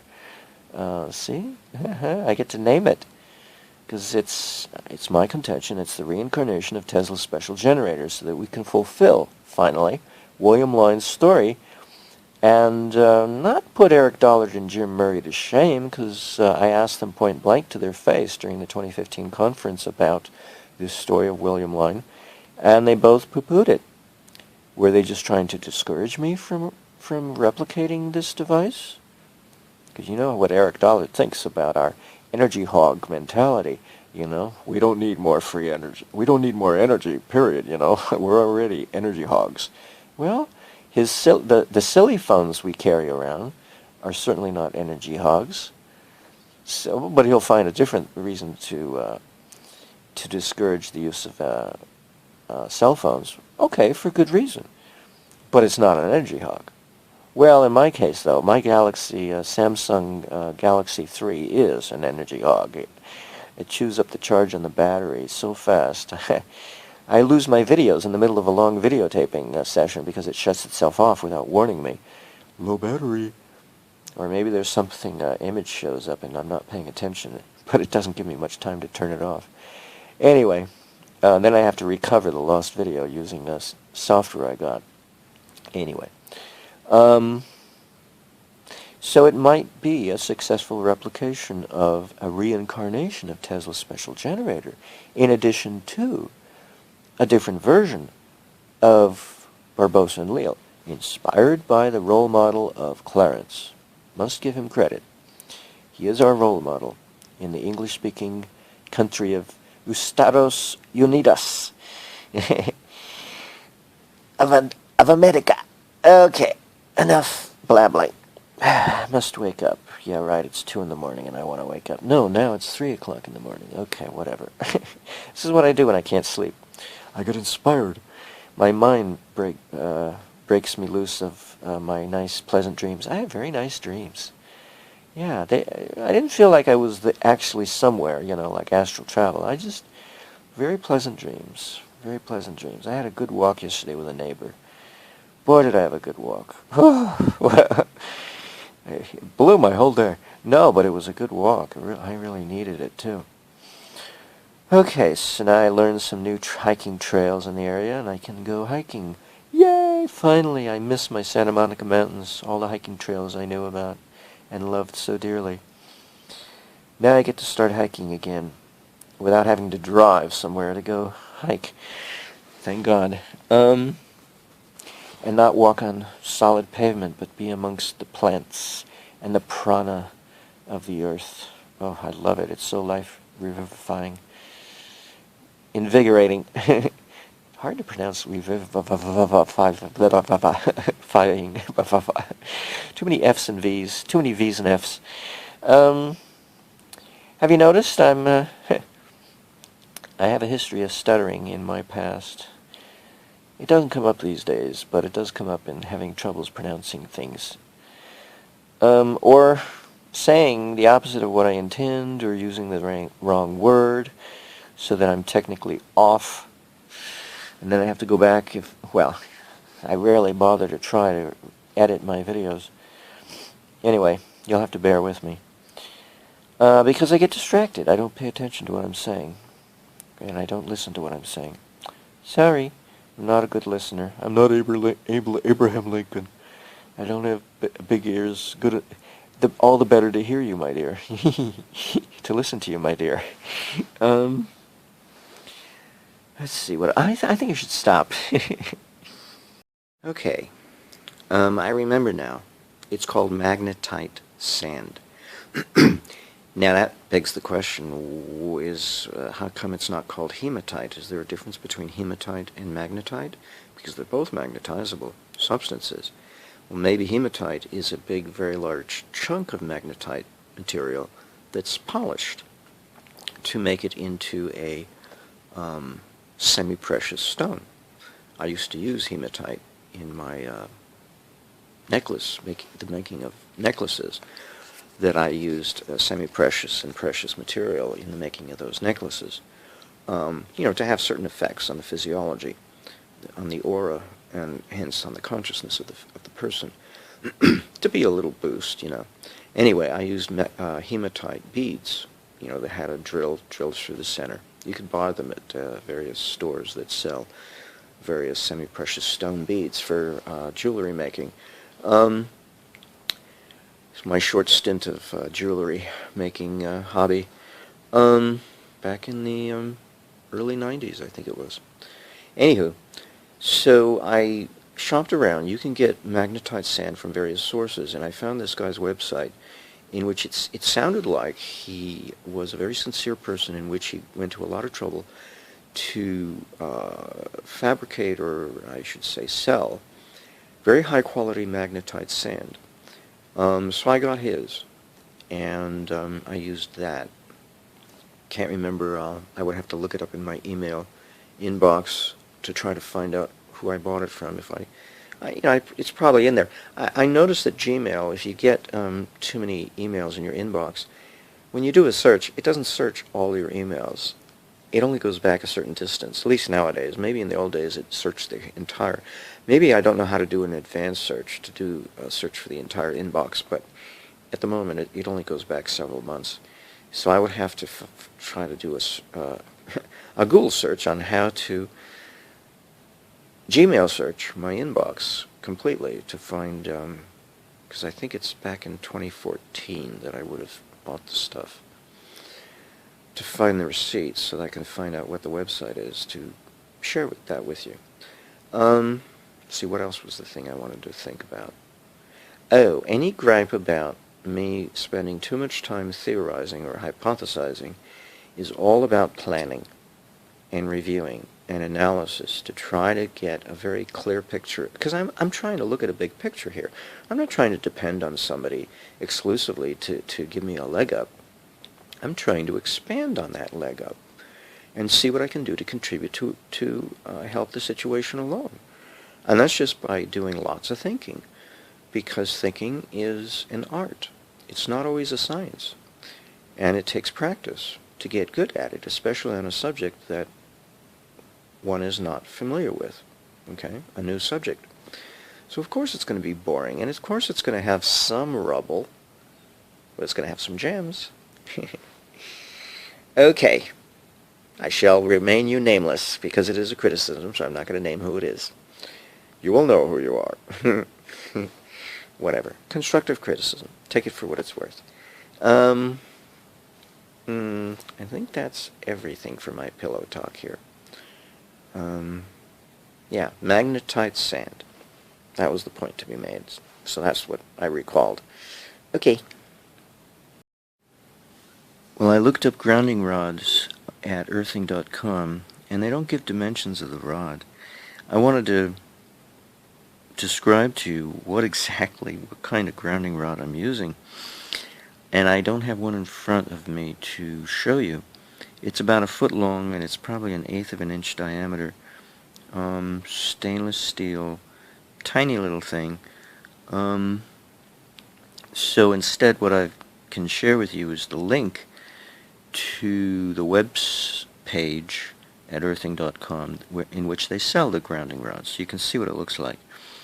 I also ran across, in the course of searching, another web page on a different website describing the mechanics, the behavioral mechanics of grounding. There's just the topic of grounding. And it's a very interesting quote. It says, grounding works because electrons of the same charge have an affinity to repel each other. So it's the opposite of affinity. They do not have an affinity for each other. And this is an interesting thought, because this might be why it's so commonly overlooked that a large-scale capacitance involving the chassis of your project box, shall we say, being one plate of your capacitance, but directly connected to the circuit, can be overlooked as a source of harnessing or harvesting free energy that's being wasted. You know, everybody likes to say, oh, energy in equals energy out. Well, so why so much of it goes out and not stay in? If we had more in and less out, we'd have over unity, right? So, it's collecting the electrostatic field effect and harvesting it, some of it, for the purposes of boosting the circuit. So why not use it? So I found that interesting. That might be why it's so difficult, because electrons want to repel each other. They want to get away from each other. Oh, I can't stand you. They all have big egos. You know, they can't stand each other's big ego, much less their own. Oh, I'm okay. I'm in love with my own big ego, but I can't stand yours. So they repel each other. They're very active and dynamic, you know. Get away! Get away from me! I don't like you. I might like you if I'm more passive, but I'm not passive. I'm dynamic. um, Electrons with personality. um, so that might be why it's a skillful artistry that's not made use of more often, and also why it's so useful, because it's so much waste.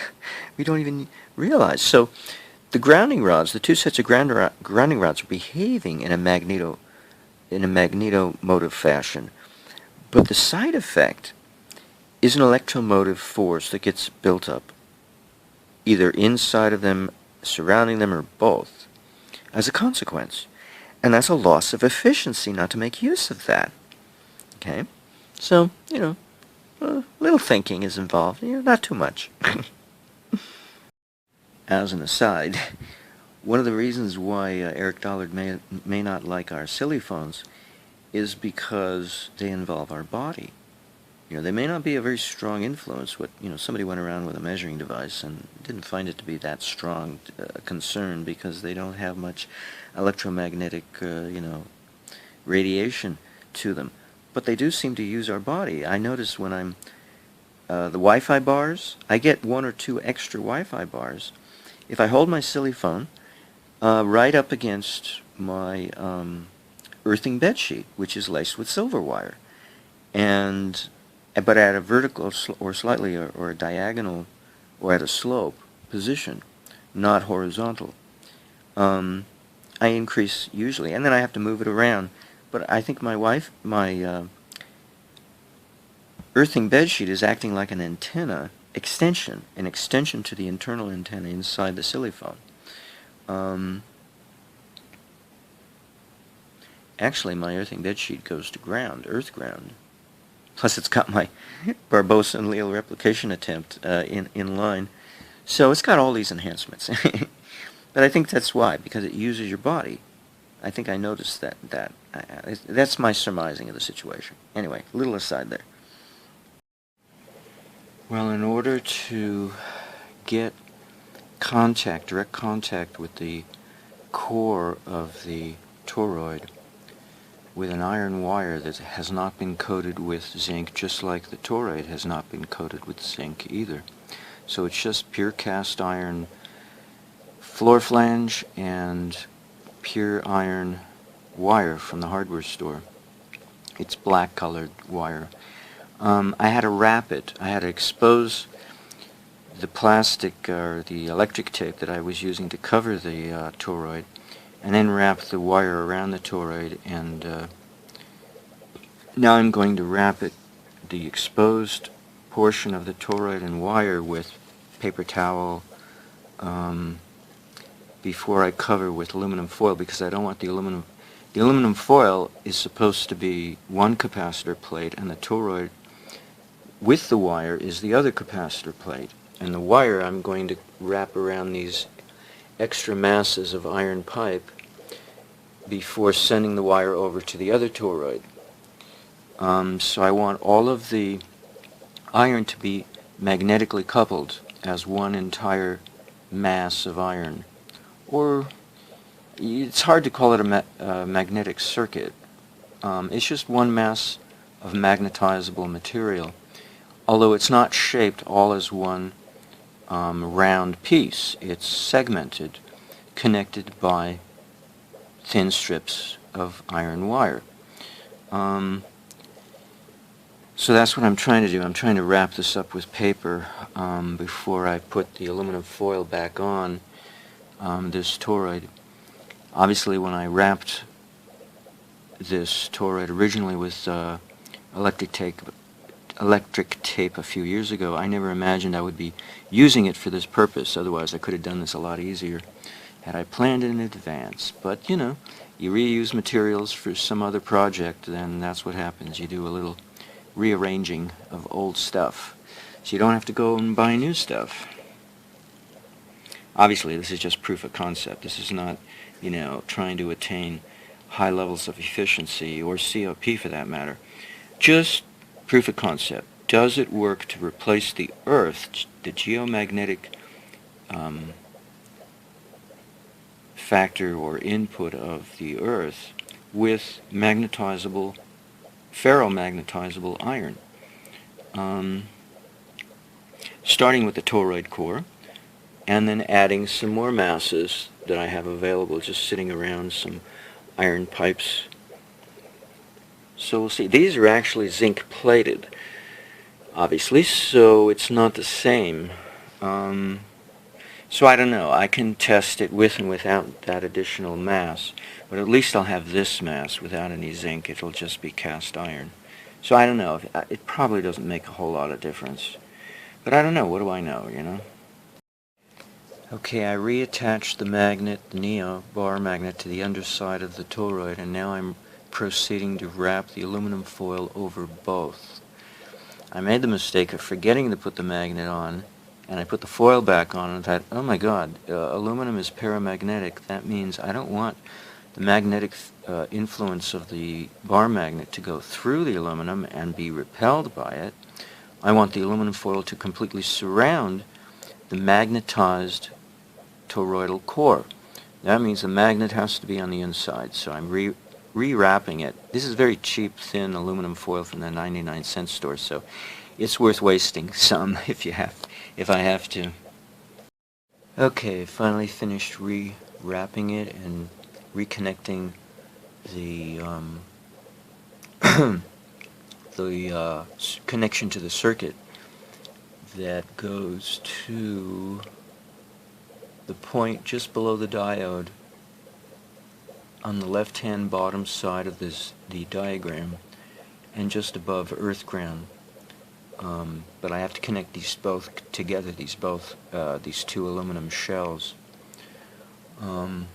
before they go to that connection just above earth ground. So now I'm going to work on the left-hand side, which is a little harder because I don't know where I'm going to sit I guess I'll find a little spot to sit there. I'm attempting to cut through the the electric tape without damaging the purple wire, because I don't want to take the insulation off of that, but I want to make direct contact with the core underneath. And it gets a little hard trying to cut over on the inside here between a teeny weeny little gap between the purple wires. That's not so easy. But I got the top side here towards the perimeter and the bottom side towards the perimeter here, exposed. So now I just want to get the inside adjacent to the hole exposed so that I can wrap the wire once around and make contact on both sides, both the inside rim and the perimeter rim. Although the perimeter rim might be good enough, actually, now that I think of it. So I may just hold steady at this point. Now I'm about to wrap up this toroid with its aluminum foil, or excuse me, over here, with its aluminum foil plus any extra that I might have to use. I have the wire wrapped around making contact with the perimeter, and I made certain with my little tester for continuity, looking for resistance. Do I have zero resistance between the wire and the surface of the toroid? And I have no resistance, so I have continuity.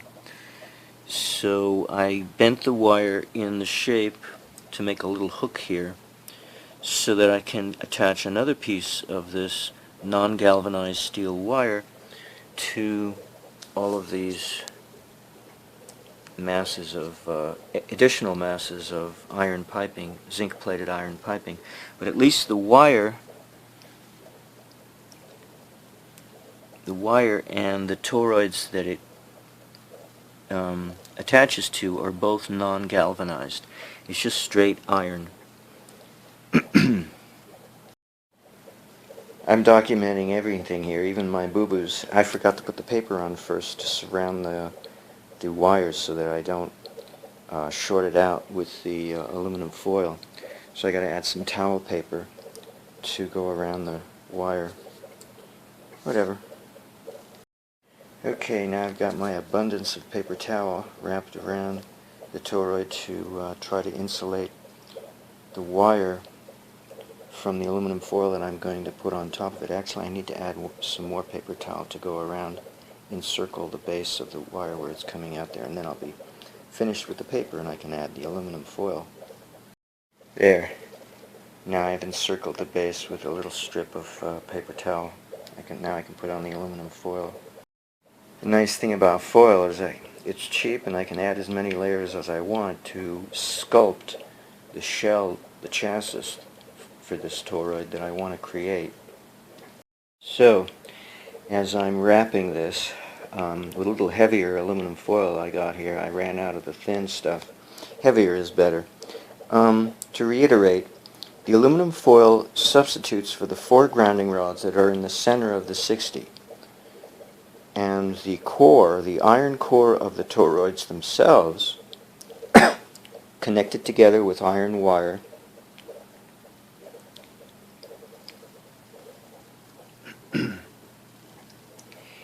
substitutes for the 56 grounding rods, along with the neomagnet attached to the back of the wound toroid, but underneath the aluminum foil. So between the aluminum foil and the windings themselves, so that the magnetic field of the neo goes through the windings on its way to get to the core of the toroid. Now, it doesn't have to be that way. It could be directly attached if I had wound only 1/2 of the toroid core, but I didn't do that. So to reiterate, I'm setting up a diamagnetic and a dielectric capacitance between the aluminum foil and the iron core of the toroid, as if it were the 2 sets of grounding rods. And if I want to, and I'm going to try, I can connect these extra pieces of iron pipe to the iron wire to make it seem like it's one whole ferromagnetizable mass of iron, incorporating all together. And likewise, I have the aluminum foil connected by clip leads to become one chassis, one piece, separate from the iron core. So I'm trying to pair them off into 2 groups, just like the grounding rods are paired off into 2 groups. The 4 are connected in series together, and the 56 are of Clarence's replication of Barbosa and Leal are also connected together in series to create 2 sets. Grounding rods, consequently 2 separate masses of metal, and I've replaced the steel, the 4 grounding rods, with aluminum, because I feel that those sets don't have to be magnetizable. I could be wrong, but I'm guessing they don't have to be. That actually they should be paramagnetizable. In other words, they should repel the tendency for themselves to become magnetized by an outside influence. Well, I'm done at this stage of development, so let's zoom in here. So, I've got my Captor loop right in here, and because I've twisted the wires a little bit with the tie strip, it turns out that this one is the left one. The left wire, the wire coming off the left side of the coil, the 2.5 turns. I just used 18 gauge because I have to use what I have available, multi-strand 18 gauge. So the lead coming off the left side of the coil, I ran to the wire, the iron wire that connects the 2 cores of the toroids themselves. And the aluminum foil shell goes to earth ground. Let's see, where's the wire that goes to earth ground? Oh, it's this one. So this comes from a center tap. There's the center tap down there. of the two clip leads, one that goes to the aluminum foil shell of this toroid and the other goes to the aluminum foil shell of that toroid. And the center tap, so to speak, connector comes up here and goes to the point just above earth ground. This is where I connect earth ground to my device, and it's outside the toroids, outside the diodes, outside everything. It's just above earth ground. On my circuit diagram, let's see if I don't have a good one, do I? Wait a minute. Right here. So the shell of the aluminum foil connects right above the earth ground and right below the diode. And the core of the toroids, I don't have it marked on this diagram, is connected to the left side of the Captor loop. Now, the only thing missing now is the right side of the Captor loop and the so-called surge protector, and this top branch of the load branch that goes and shorts itself to the electric keeper. And of course I don't have a load either going to the right side of the Captor loop, the bottom end of this load here, nor do I have a battery pack or a DC motor. I'm not sure I need a DC motor. A kinetic rotating field. The toroid windings may be enough to rotate the electricity running down the wire. I don't know. You know, obviously I just don't know. So I'm just adding things on in layers, one layer at a time, and I'm not sure what layer I'm going to do next. I have to think about it. But at least I've got, and I'm keeping the pipes separate at the moment, the extra mass, because I want to test that separately later on. So that's my battery pack. I've got 4 1.5 volt batteries. They're two 3 volt packs. They're double packs, and I have them connected to my breadboard in parallel, so I'm going to have 3 volts basically. And I have a little 100 ohm resistor in case I need it to bring down the heat value of shorting out the battery pack, because there's so little resistance on this coil. There's some, so it's not heating up too bad. There's some resistance on this coil, and I'm pointing to this one because of these capacitors splits these two coils from each other. So the current from the batteries is only running down one coil and putting pressure on the other coil, but not really flowing through it. It's a weird arrangement, I know. It's really weird not to allow the electricity to flow through both toroids. I mean, that was the whole point of neutralizing the lens effect. But I wanted to put the capacitors in here first time. So that they're the capacitors that are here and here, top and bottom. Yeah, I may have to remove them. So if I put the battery in here, then they're blocked by the capacitor up here and the capacitor here to flow through this coil over here.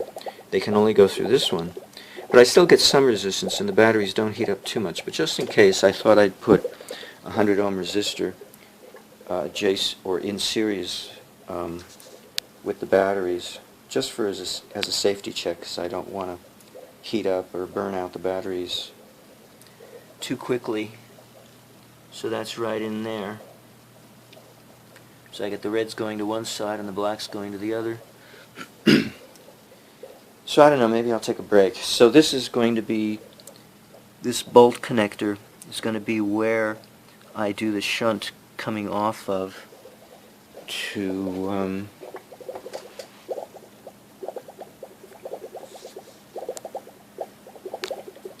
coming off of the electric keeper to come up to here, that branch there to come up to this branch here, up here.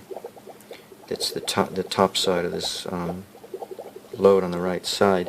I don't know what load I'm going to use, a resistor, a light bulb, because I may not have enough voltage to do anything, especially with these capacitors in the way. You know, I don't know. It's all, you know, yeah, whatever. Of course, I don't know whether or not a DC motor is necessary, but it keeps coming up in my mind that I'm going to need it. And it might be because of the fact that I put capacitors in here. I broke up, which circuit was it that I broke up?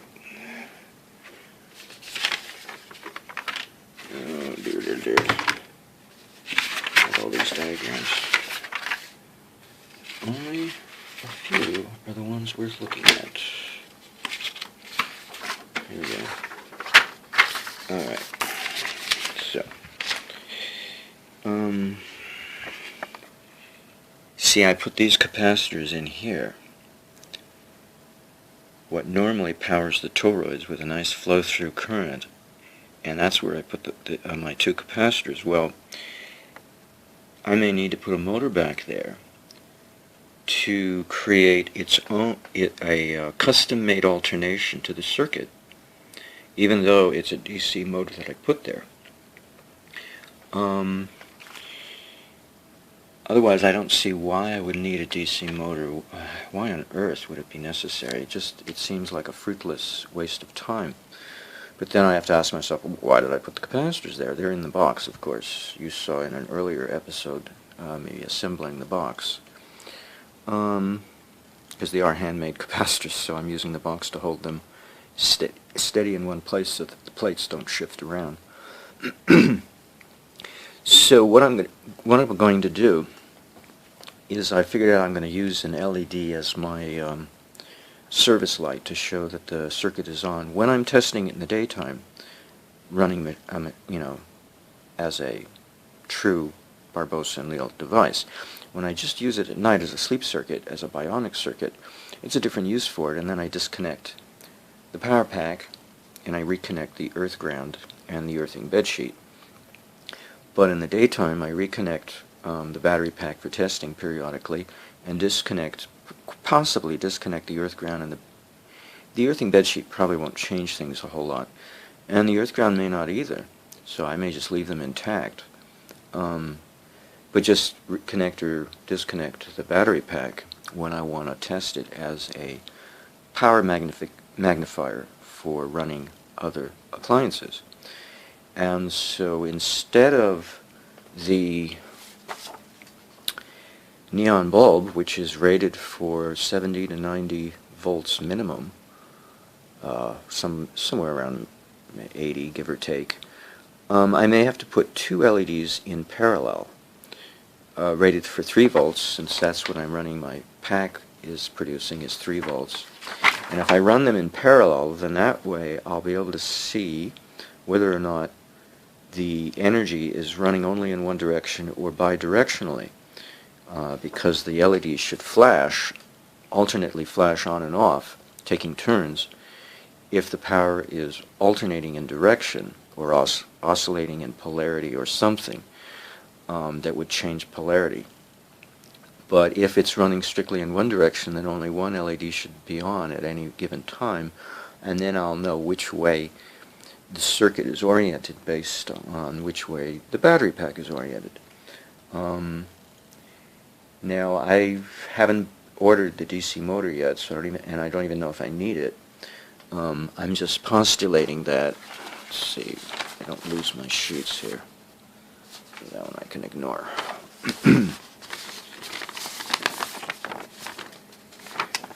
So, I don't know what polarity is good to use on the left-hand side. Maybe it doesn't matter, or just maybe the DC motor has to be matched to the polarity of the battery.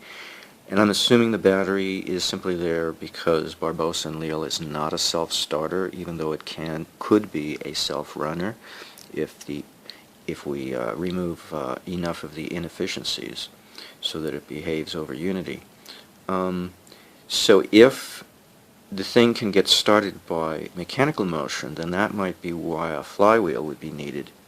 at one end of the motor because my hand can't get the motor to rotate fast enough in the initial stages of its rotation, of its self-running, to get it to run as the whole device to run as a self-runner.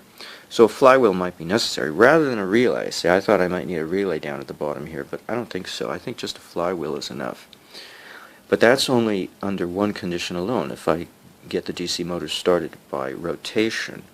But if I get it started by the use of a battery, I don't need a relay, I don't need a flywheel, and I probably will just hold it there until the DC motor gets up to speed, a certain sufficient RPM, at which point I can then disengage the battery.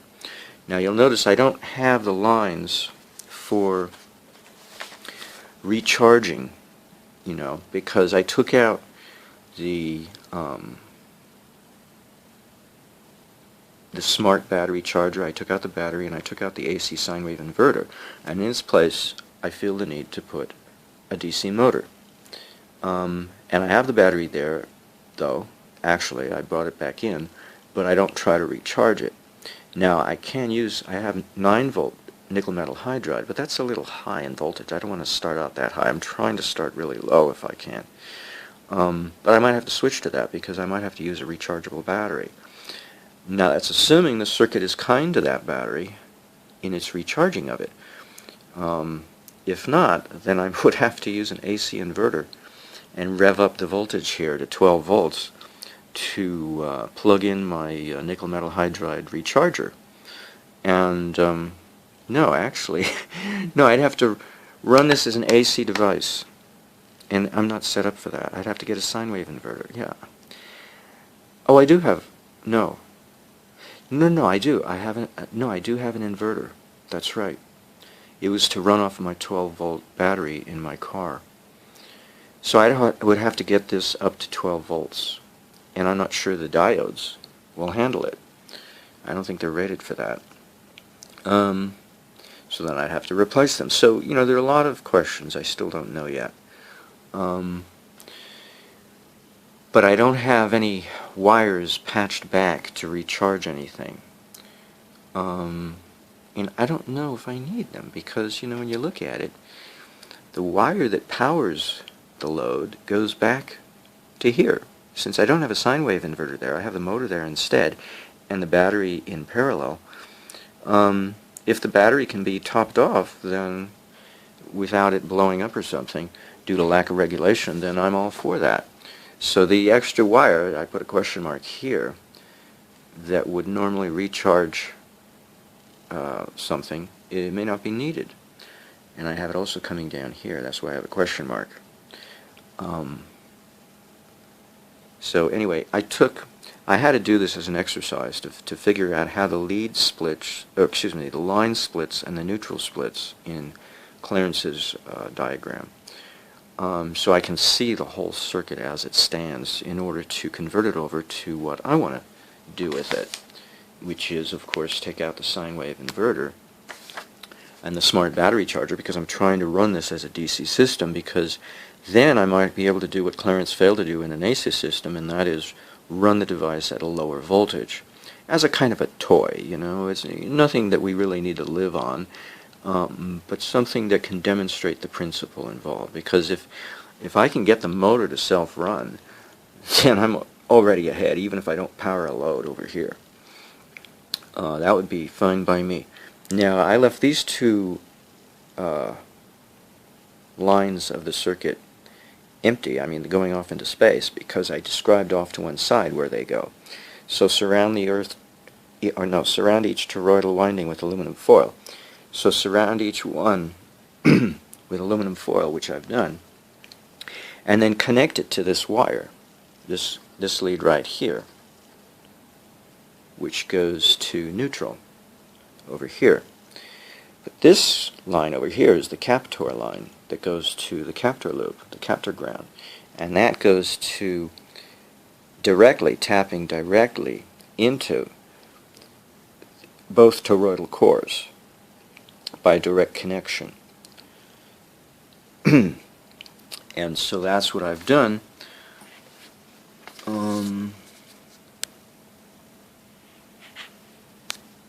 Here. with this wire here. Yeah, I have the Captor loop down over there, and the left side of the loop comes up to the wire, the black wire that goes off to the core of that toroid and the core of this toroid, and insulated from the aluminum shell with the help of this paper towel that I did several layers to insulate the wire from touching the aluminum shell. But I have all these extra pipes that if I want to, I can take extra wire. If I have an example here to show you. Here it is. I got this black wire from the hardware store up in Packwood, Washington, Ace Hardware, that has no zinc plating on it, unlike this, which does have zinc plating, and I want to stay away from zinc if I can, but these already have zinc on them. That's why I went online to get these toroids, because they don't have any zinc on them. Normally when you get floor flanges from the plumbing section of the hardware store, they all come with zinc plating to protect them. And I managed to order 4, I think at $25 a piece, that are simply cast iron without any zinc plating on them. And they're nice and heavy. They got good mass to them. Very massive. But I got these. I don't want to use those because I want to save them in case I want to make another one of these to experiment by my car, coming out of the trunk of my car, to see if I can use the trickle charger under the hood, which normally takes 18 hours and takes normally AC current, 115 volts. I think it's 3 amps though. Very slow charger. Manzanita maybe? I can't remember the name of the charger. But I want to do this again, and of course I want to wind it better. I want to wind it with magnetic wire. I got some already, so why not use it? But these I had wound already with the wrong kind of wires, so I just figured, well, I'll rewind the one that's cockeyed, that's was wound the wrong way, and so that they're both clockwise wound, the primaries. That's the primaries on here, the primary coil. That would be this one right here where my thumb is pointing. And wind it correctly on only half the toroid. But at this point, I have to test out to see whether or not the concepts I have that I'm using are correct. You know, are the capacitors, are they making things better or worse? Because I'm trying to run a DC system, because that's what I want to use actually to charge my car. So I don't know why. I would have to get it up to 12 volts in order to, no, yeah, right. And then use my inverter to charge my car. Which is weird. You know, why go do a conversion which already involves a loss of energy and injects inefficiency when I can charge my batteries directly with DC, because it's a DC system in the car. Mainly because I don't know how the guts of the car works, and I've never tinkered with it, and so I'm a little scared to tinker with it. But you know, I might have to get out the manual and get on my the newsletter list in my that I belong to, the owners of the car, and appear to be a little more serious instead of foolish, because they think, you know, I'm just talking up my kazoo. You know, they want to call me names, perpetual, you know, call this perpetual motion machine and whatnot. But if I can demonstrate here, then I can demonstrate to my satisfaction that it's not, and then I can just ask them specific questions like, how do I charge the batteries directly with a DC current without using an AC source to do so? You know, what are their parameters? Well, then I have to look up the charger. Actually, that's what I have to do. I have to find out what the charger is and look at the output of the charger, and I have to match the output. So it's going to be DC, certain amps, certain volts. I believe it's 3 amps. I just can't remember. I don't know what the volts are. Because I had a Palm Pilot hooked up to the computer of my car, at one time, diagnosing the state of the battery pack in my RAV4 EV from 2002. And I can't run it anymore because it conflicts with the car's computer, but and messes things up. But I do recall, I think the trickle charger was put out 3 amps, so I just have to find out what the exact specs are and match it. But as a DC system, not as an AC system. So I'm wondering whether or not I need to rotate the electric field in this circuit in order to respond to the capacitors to create alternation, in which case I've got a non-regulated alternating circuit, which won't work for any machine. I mean, for any kind of situation. It'll be a mess. But it'll be low power, low voltage, low amperage, just not what we're accustomed to.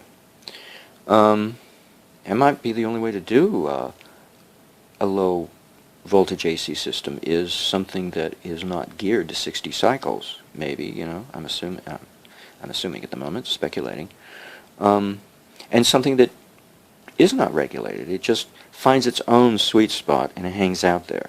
And it might change its frequency if it does alternate based on the demand of the load to meet the load efficiently with either a higher frequency or a lower frequency of alternations. But that's presuming that that's what's going to happen. But that's what Eric Dollard's analog computer in LMD mode does. It caters itself to an AC transmission system.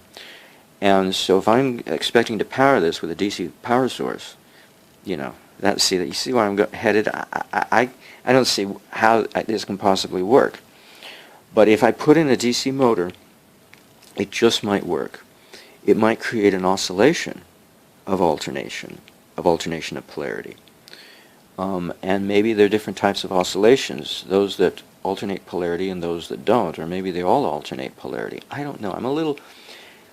Oscillations are something totally new to me, and so, but I think this is a perfect situation to try to learn what oscillations are, because I'm pretty sure that's what's happening in the keeper, in the 4-gauge wire. I did manage to do something right. I got 4-gauge wire that Clarence specifies.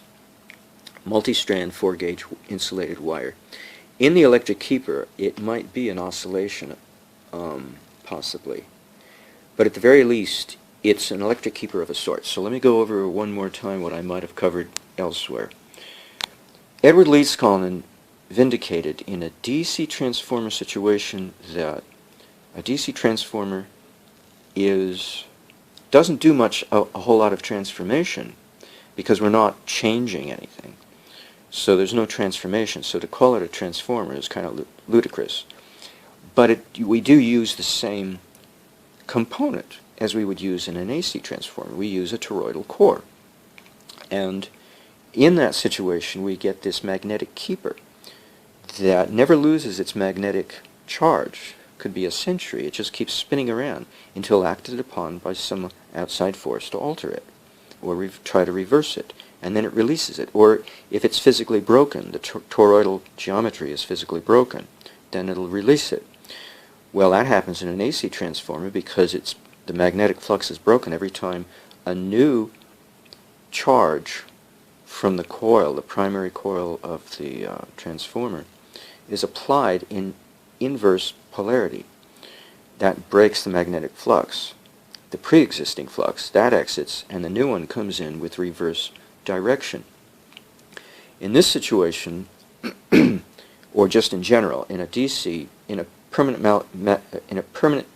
perpetual motion holder situation, we've got two things going on. We've got the magnetic flux spinning around, but when I think about it, hey, there's going to be amperage. Donald Smith talked about it, but that's not the only thing happening. There's also the magnetic flux spinning around, but there's also the electric current, the amperage spinning around. And that might be the only reason why it's a perpetual motion holder, because it's got two different forces, both running in the same direction, and no back EMF, because there's no reason for a back EMF, because the substance in question is iron. But when we get to a copper wire, a whole different situation happens. We get the lens effect. We get back EMF. And so we need two toroids, preferably two toroids, wound according to what Clarence has discovered cancels the lens effect so as to help promote an electric keeper within the secondary, the loop. Looped, traveling as a continuous loop of wire between them, the 4-gauge wire. Because that thing can lose its strength very readily because it's copper, it's not iron. So it's not going to function as Edward Leigh Scollins' perpetual motion holder anymore because it's copper. So this is why I think, this is another reason why I think this is, there are multiple reasons, a couple, not a lot, but a couple, maybe about 3 reasons why I think Barbosa and Leal is a reincarnation of Tesla's special generator, his tri-metal generator, because it's the composition, the behavior of the composition of materials, of construction, that is a big factor in analyzing why does it work at all. So, the parts of the William Lyne's story that's missing, I think Barbosa and Leal's device supplies. And so by studying Barbosa and Leal, I see how William Lyne's story makes sense instead of looking ridiculous, like Jim Murray and Eric Dollard said. It's ridiculous. It's a fabricated story by William Lyne. And I never thought that was true. And I took it really hard at first, but I realized if my friend up in Packwood, Washington, his coworker, came up with a replication and what looked like solid state, for all appearances, certainly small and lightweight, to run a motor, then it must be true. So I've simply stuck to my guns. And it's paid off, I think. It looks like it's paying off. What else? I may have to replace the germanium diodes, because I got the smallest ones available, for making a crystal radio, out of just a diode and a coil of wire. And maybe a cat's whisker diode, instead of a real diode, but I got a germanium diode. Oh yeah, and then of course your set of headphones. So your headphones, your coil of wire, and your diode, and that's, the basis of a crystal radio. No battery required, just a strong radio station. So I got a germanium diodes comparable for that kind of experiment, extremely low power. So that I'm suspecting is the weakness in the system, if it should work at all. That I would fear might overheat. But there could be plenty of other things. That could start a fire here, because I've got it laying on the carpet here for all I know. I'm charging up the aluminum foil shell that I don't even have on an insulated surface, which I should have on an insulated surface. Probably a cardboard sheet or a plastic bubble wrap sheet, something, or even paper, anything, to keep it off the floor. Actually, not paper. It should be elevated so that air can flow underneath and insulated from the, well, it's already insulated, conductively insulated. It's just not thermally insulated with an airspace. It should be raised up off the floor somehow, probably. Oh, like a rack, an oven rack, would be better than nothing. You would raise it up a slight amount.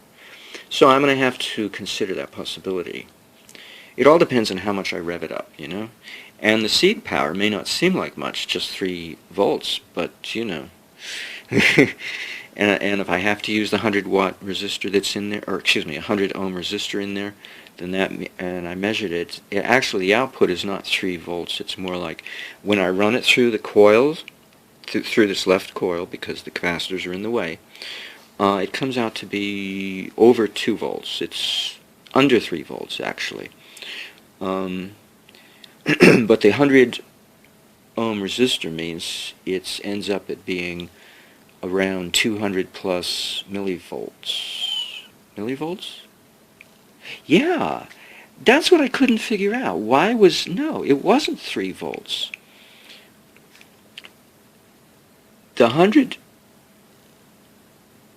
use of the 100-ohm resistor in series, not in parallel, created a drop in the voltage by a factor of 10.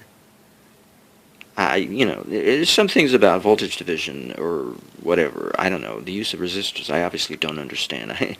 I am not an electrical engineer, so I have no background whatsoever. So I don't know why the volts dropped by a factor slightly more than 10, somewhere around 11. So I'm actually running the system on 200 plus millivolts. I didn't measure the amperage yet, so I don't know what that is. I'll find out. But that's just going through this toroid here, the left one. The right one shouldn't be getting any volts. Well, excuse me, it should not be getting any amps. It should be getting volts, that's right. So both toroids will have voltage. And that might be all that's needed to run the electric keeper in the middle, is to have both toroids set up with a voltage. And so that's what I'm testing to find out, I guess, is what drives the electric keeper. And if all it is volts, then fine. Then that's all it takes. And so the capacitors in the middle,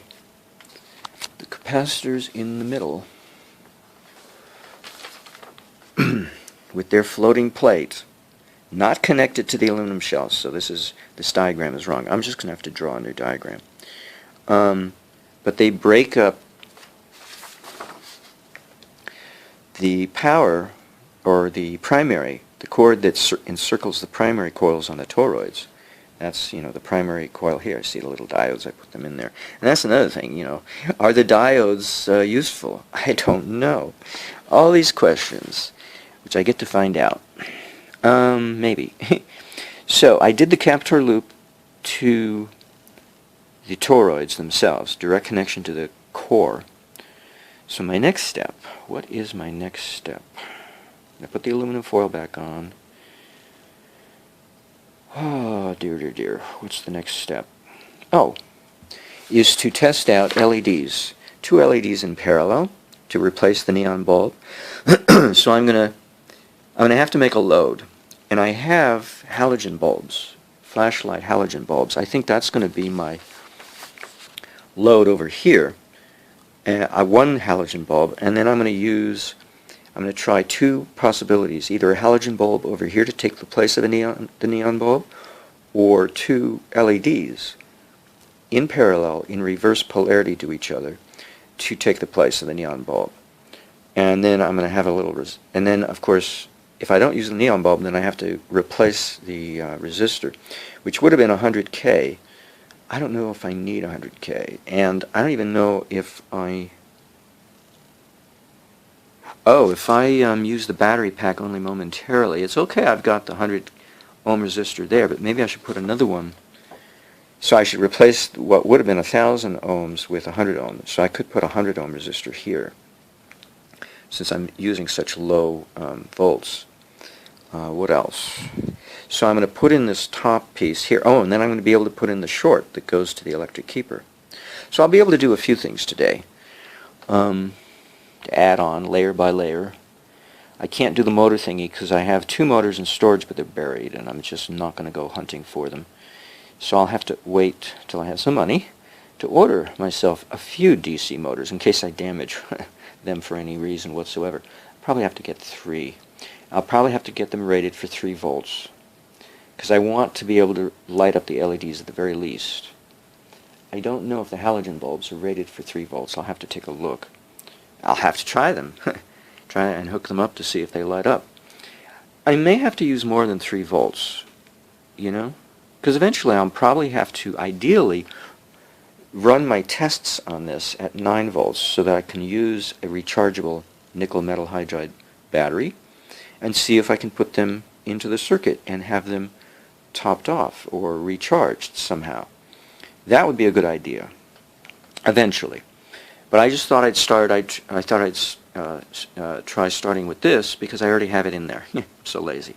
I'm just going to use what I got in there, and it's 3 volts. 2 3-volt battery packs connected in parallel, so I got lots of capacitance of battery charge there. Okay, so that's enough of my morning preview of what I want to do this morning. Okay. Oh, and then whether or not I add these in, that'll come later.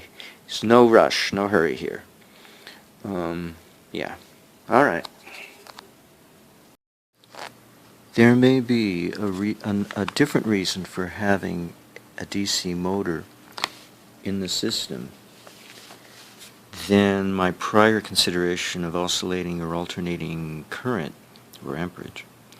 And that might be that this weird device, a motor or a generator, which by design runs without high efficiency because it's not a pulse motor. It creates back EMFs, so a DC motor runs as a secondary generator to fight its own self. You'd have to wonder, I must be crazy. Why would I want to put it in here if I'm trying to improve efficiency and achieve over unity? Why would I want to put that in there? Well, in a sense, a DC motor or a DC generator is dirty, or maybe a better way to say is incoherent, in that it fights itself, in that it functions as both a motor and a generator simultaneously. It's just a question of which one is dominant at any given time, depending on how it's being run.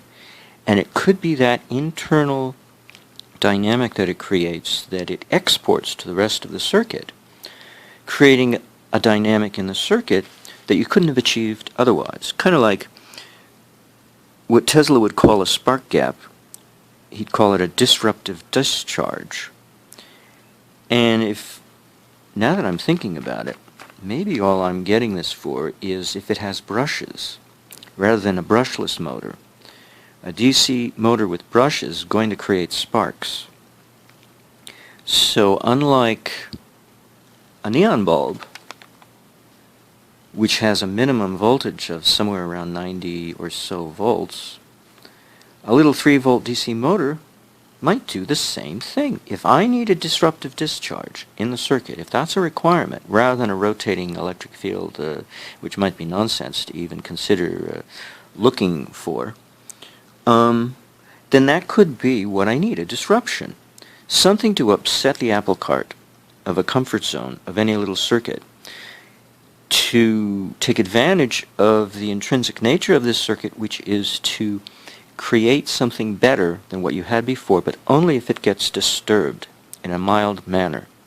And that might be the purpose of a spark, of a disruptive discharge, is when you have everything else in the circuit correctly configured, then that little spark is able to do something to the circuit to make it rise to the occasion and better itself, be better than what it would have been otherwise, just a lame circuit, like Nathan Stubblefield's earth battery is just a battery unless you know how to turn it into an earth collector.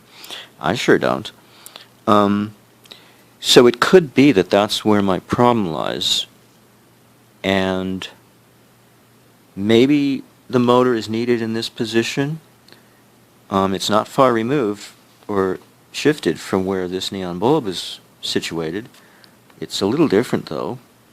So the halogen bulbs I was referring to have the filament that goes across. There's no gap.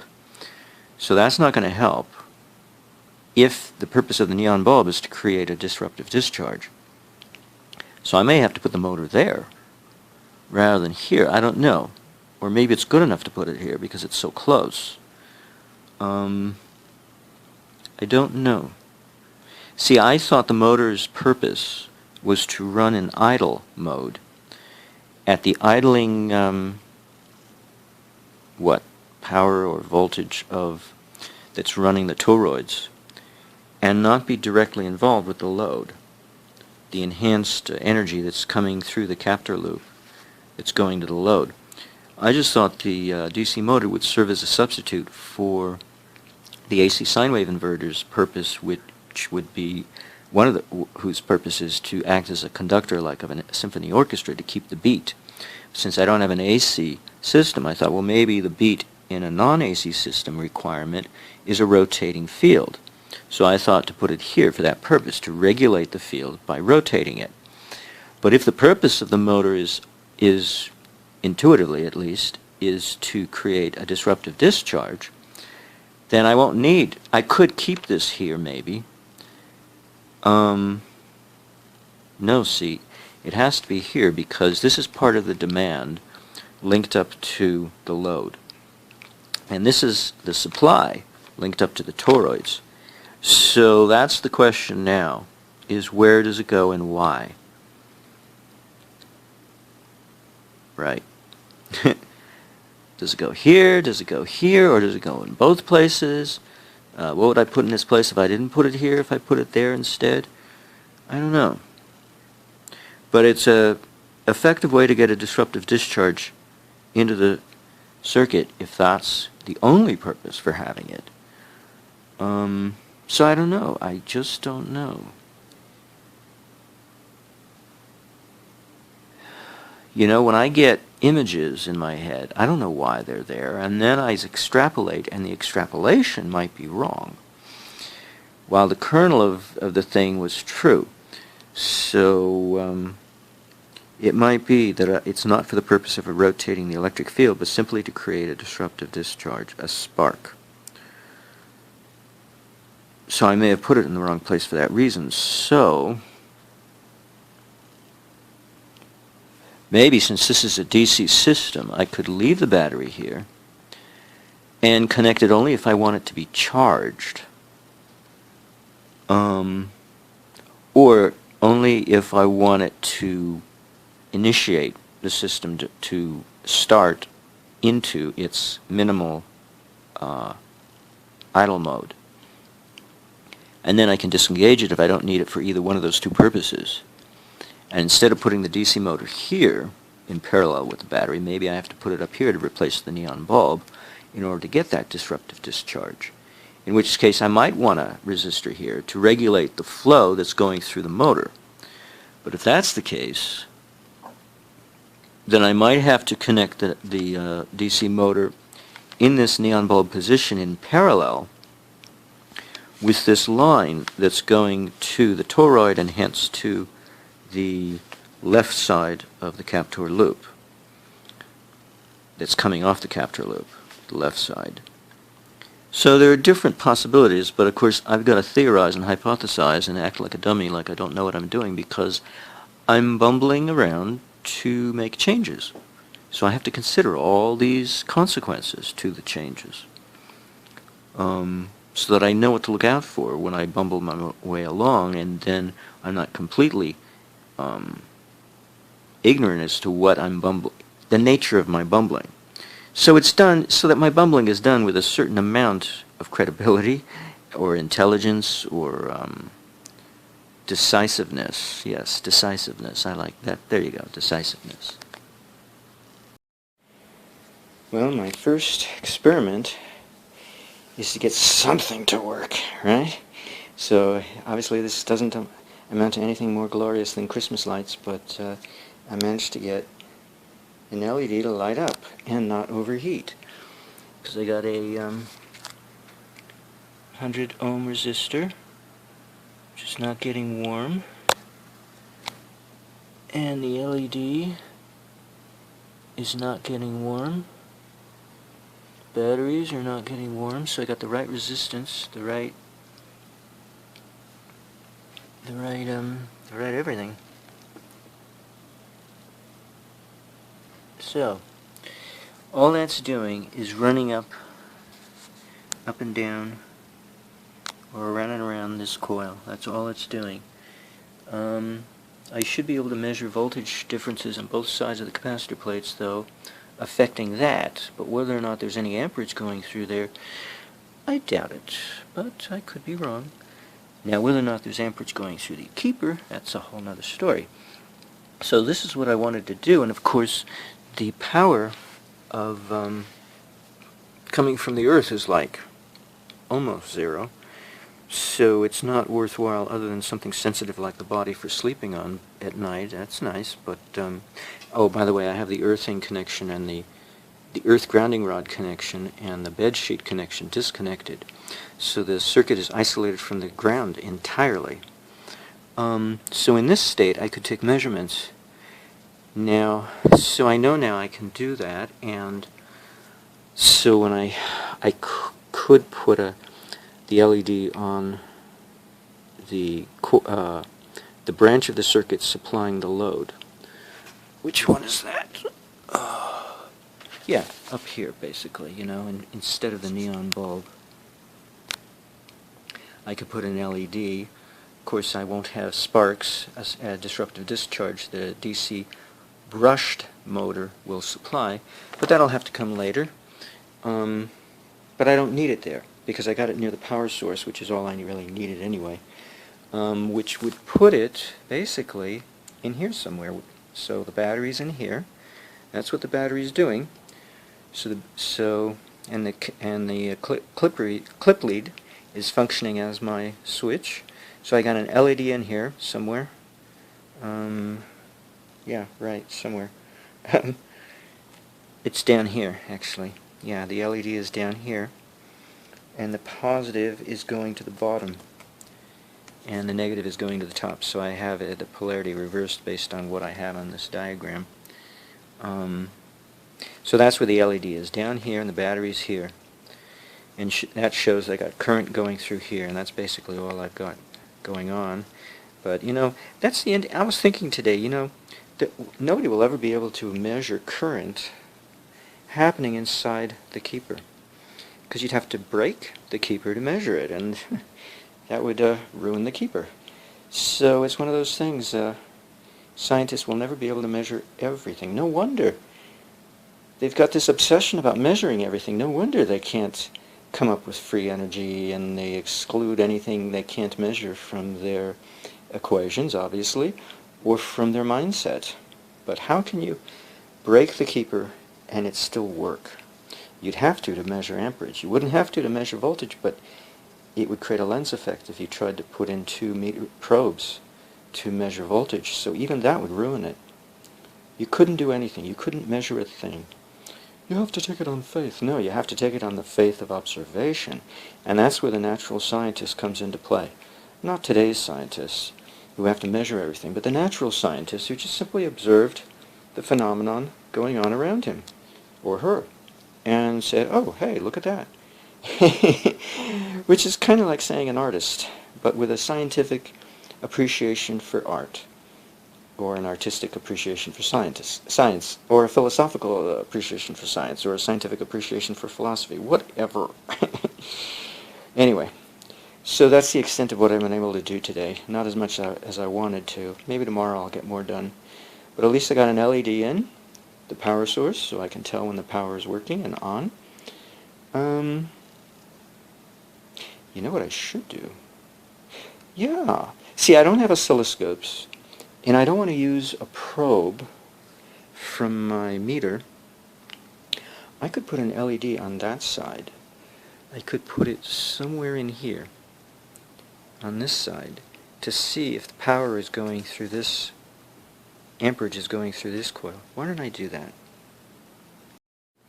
So taking a look at this circuit and seeing that A prime is located on the bottom, on the lower right plate, leading to up here, but be that as it may, where I've managed to place an LED is right in here, somewhere between this rightmost plate and the diode.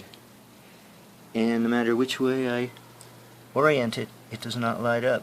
So it shows what I suspected. The capacitor plates are blocking the flow of current to this toroid, which means the lens effect is not being neutralized. How can it be?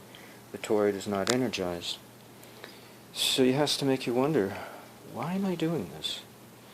All these complicated capacitors, and I could be rid of them. I don't know. You know what? I think I'm going to have to take them out and see what happens. Obviously, I don't know what I'm doing, and I'm just mucking around, and that's what I get for mucking. Alright. You gotta see this. This is so cool. It is unbelievable. I got rid of the capacitors and I got rid of the diodes. And at the moment, the earth is connected and my bed sheet is connected, so I didn't disconnect them. And I was testing out my LEDs. You can see I have one lit up there. And I discovered that 2 LEDs in series in different places in the circuit failed to light up. And I think the problem is there's not enough amperage being supplied to light 2 in series. But when I had only one, it didn't matter which one or where, it lit up. Now I'm noticing another problem. when I change amperage. Okay, so I went back to just one LED, and it's by the power source, the battery pack, and I reconfigured the wires so that I'm merely putting out 3 volts. So I've got 2 battery packs in parallel with each other. Each one is a 3-volt pack. So 2 blacks on one side and the 2 red leads on the other. Now you'll notice I have another LED here, and I positioned it on the breadboard such that this LED that's lit up is engaging the 100 ohm resistor. Well, this LED bypasses it, and all I have to do is move this sewing bobby pin from one hole to another hole to engage either one LED or the other, and thus either engage the 100 ohm resistor or not.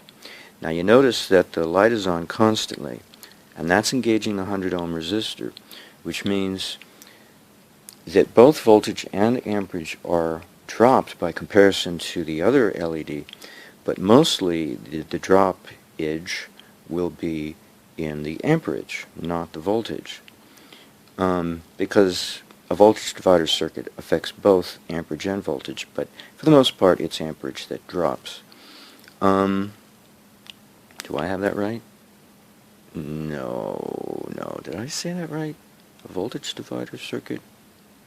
No, wait, this is not voltage division. This is in series. Oh. If it's in series, then it's amperage. Okay, got it. Now, yeah, I think it does drop the voltage slightly, but it's minuscule. So, yeah, I have the ohm resistor, the 100 ohm resistor in series. So the most neatest thing happens. I'm not going to say what it is. I'll just do it and let you see. If I can see without my magnifying glass. Whoops, see, I already lost the camera there. So I disengage the circuit by taking the bobby pin out of its hole. And then I re-engage it using the other one. Whoops, wrong one. I have to put it over here. Oh, that's the tough part, is where's the hole. And keep the camera. Oh, I can use the camera to find the hole. How nice. Whoops. Watch. Look at that. It's irregular. Just like my hand is unstable. There we go. Isn't that the weirdest thing? By removing the 100 ohm resistor, I've increased the amperage. What do you think? It's oscillating. What do you think? It's a DC circuit. Isn't that the weirdest thing? So maybe that's indication that this is an oscillating circuit. When you get the amperage high enough, it does crazy things on you. Wait a minute, now it's not even going on. Oh, there it goes. Nice long sustained. Oh, that's weird.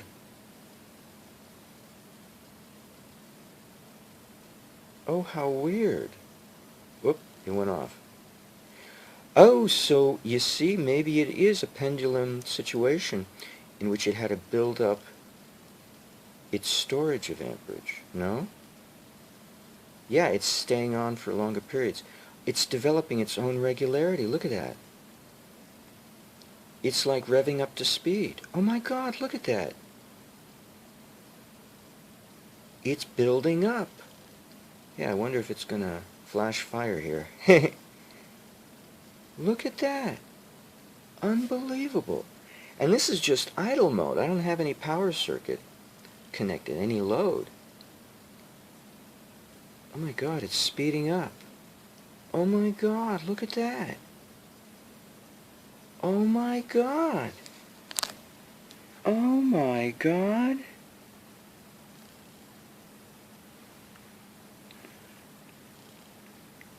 So if anything should flash fire, then I'll know to, unbelievable. That is so cool.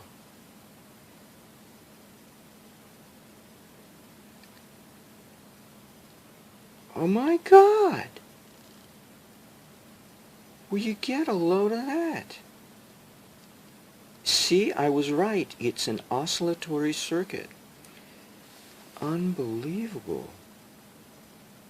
And this is just the supply to the primary coils. This has nothing to do with the anything supplying anything to a load. I mean, this is a load. Obviously, the LED constitutes a load in its own right. Oh my God, isn't that the most unbelievable phenomenon? Oh, is it slowing? It's irregular. It's speeding up, but it's still got irregularity. No, see, now it's slowing down. Unbelievable. Oh my God, a bit of a pause there. Oh, look at that. It's going so fast, it can't even go on. And then it just winked. So the level of amperage is so low, it can't even light up because it's going so fast. You see? It's just, oh, there it goes. So it's got a complex of oscillations going on and a complex of waveforms. If this were on an oscilloscope, I can see derive from this that the amplitude of these waves, the peaks, are all variable. They're not the same. It's a very variable oscillations going on. You know, DC kind of encourages it. And this kind of circuit probably goes even further in encouraging. See? It's like a very dim. That might be a long sustained mild on that it's trying to turn on, but it can barely get the minimum up to turn on the LED. Yeah, it's a complex wave dynamic that's going on in there. So, let me feel the battery pack. That's okay. Let me feel the bulb. That's okay. Go around and feel the circuit. See the electric keeper. That's okay. Yeah, I'm not going to touch the aluminum foil shell because that's actually part of the circuit. That goes to, oh yeah, and I switched the polarity. Well, the earth ground. See, I have earth ground, and maybe I should disconnect earth ground and see what happens. And I have my bed sheet connected too. Now that I think of it, I could disconnect my bed sheet. So I'm going to try disconnecting the earth ground first. Alright, let's see what happens. If I can disconnect the earth ground, let's see. Without touching any bare metal. Come on, let go. Shit. Sorry for my language. Sorry for my German. Maybe if I just monkey with this.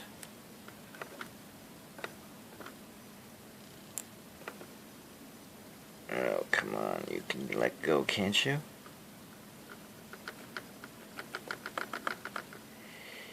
You know what? Why no? I gotta use leverage. Here we go.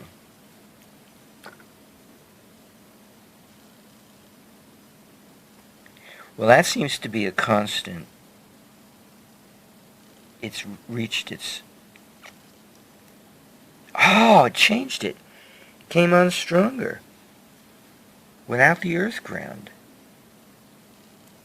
Now it's finding its new resonance. You know what? That's it. It has to find its resonance point. Whoops.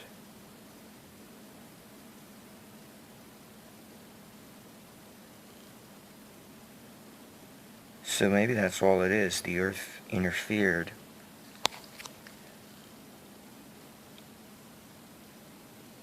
Or I mean, not interfere, but I mean...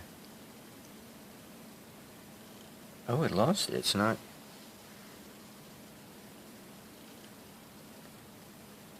Unbelievable. It needs the earth connection. But it only had one grounding rod, that teensy little grounding rod. Well, that's strange. Alright, let's I'll pause. Let's see. Where's my earthing bedsheet connection? Let's see. Where are you?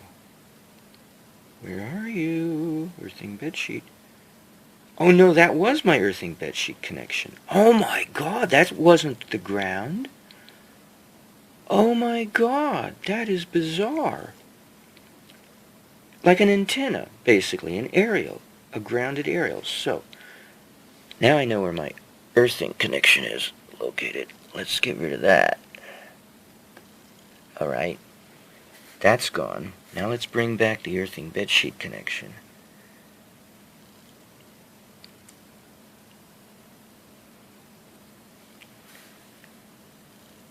Unbelievable. You need a grounded aerial. Holy crap. That is bizarre.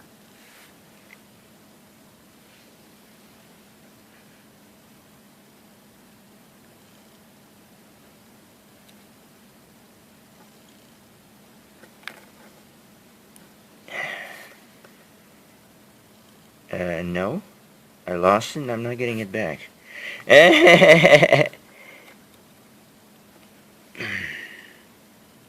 Holy shit, I lost it.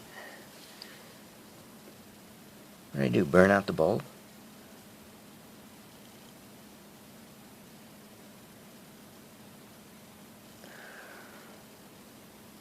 Well, that's weird. Let's go back to the other light bulb.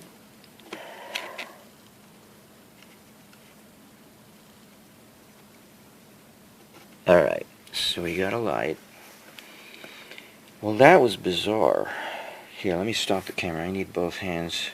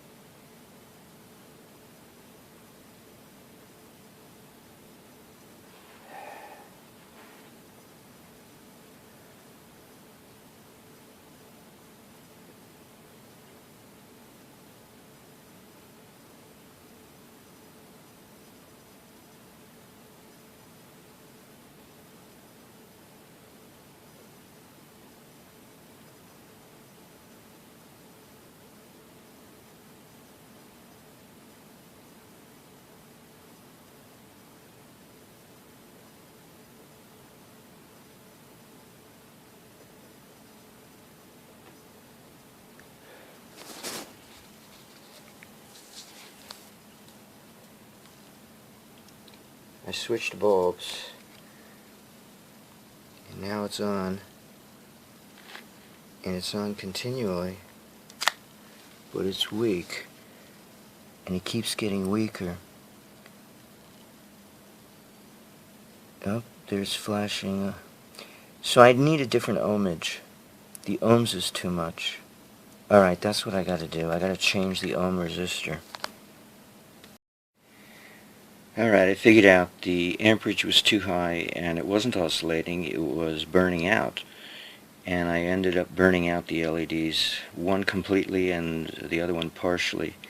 So I went back to 100 ohms, because I tried this one, this is 68 ohms, and it didn't make any difference on the one that was not completely burned out. So 100 ohms is probably my minimum. And if I run this for any length of time and the LED goes out, but the batteries are still good, then probably 100 ohms is not enough. So I obviously didn't look up the parameters of these LEDs, so that's the problem. So it shows, at any rate, that electricity is going through the circuit in idle mode. And that's good. That's all right. That's good enough. So now I have to complete the circuit. And that means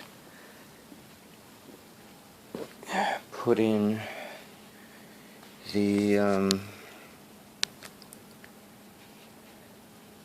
let's see, what have I got here,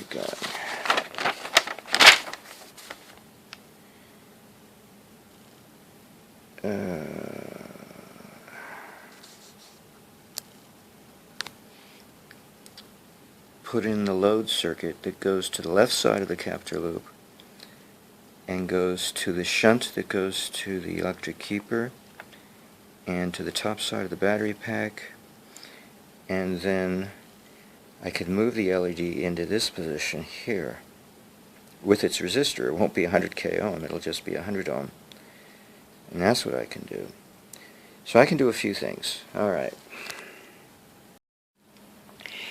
LEDs are adequate surge protectors because you can easily burn them out. So now I have everything connected the way it's supposed to be, fully connected, and now I'm going to use the top end of this flashlight, which requires, I've already found out, more than 3 volts to operate. I hooked up the 2 battery pack in series to create 6 volts, and it was able to light it up, which is a little more than what these flashlights run off of. They run off of 4.5 volts. So I had a little overpowered there. But I put the battery pack back on 3 volts.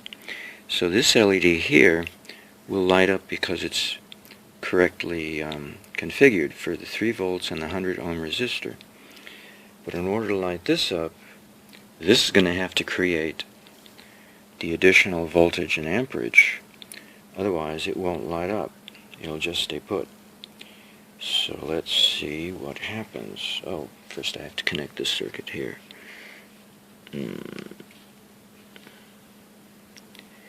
So you saw the light come on.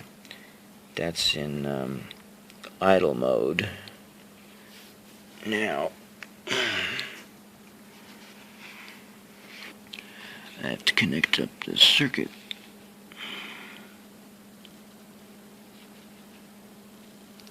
And nothing happens.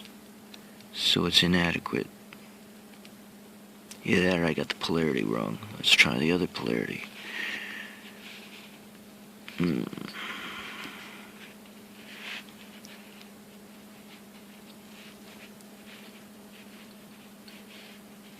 gotta put the camera down. Alright, let's see if the reverse polarity works. Nope.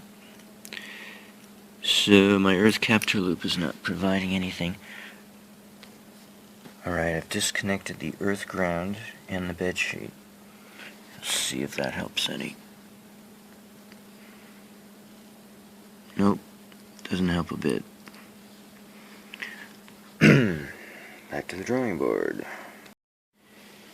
Well, I've tried all kinds of possibilities, and I failed to get a response, so I even tried to short out the disconnection between the aluminum foil and the iron core, toroidal core. So that tells me that there's something else going on here, and it's not a disruptive discharge, and it may not even be an oscillation, but it might be a voltage spike. And a voltage spike occurs at the beginning of every half phase of an AC cycle, but does not occur in continuous DC current, amperage. And having a disruptive discharge, let's say, of a brush contact on a DC motor might fulfill the requirement, but it may not be. It may be overdoing it. It may not be. It may be overdoing it. So what's needed is a spike. See, I don't even know if the disruptive discharge of brushes on a DC motor will be spiked enough. It may just be random, a random contact, in as much as it's got a certain periodicity to it, a certain regularity, but because of the looseness of the connection, there may be random discontinuity to it. In any case, for a discontinuous amperage, it may not be enough that it be random. It may have to be simply a very sharp spike. And that means I have to switch to a whole different way of doing this. If I refuse to use AC and I refuse to use grounding rods, the other alternative is to use what do they call them? It would be a cap discharge, basically. And it sounds like that's what Clarence is moving towards. He's working with caps. That's right. So for some reason,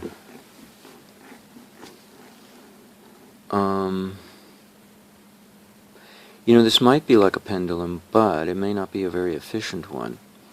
And it may be that you have to give it a good knock to make it swing, to make it oscillate, because the oscillations die down too fast for it to be a true... Yeah, I knew that there must have been a catch. It can't be this simple.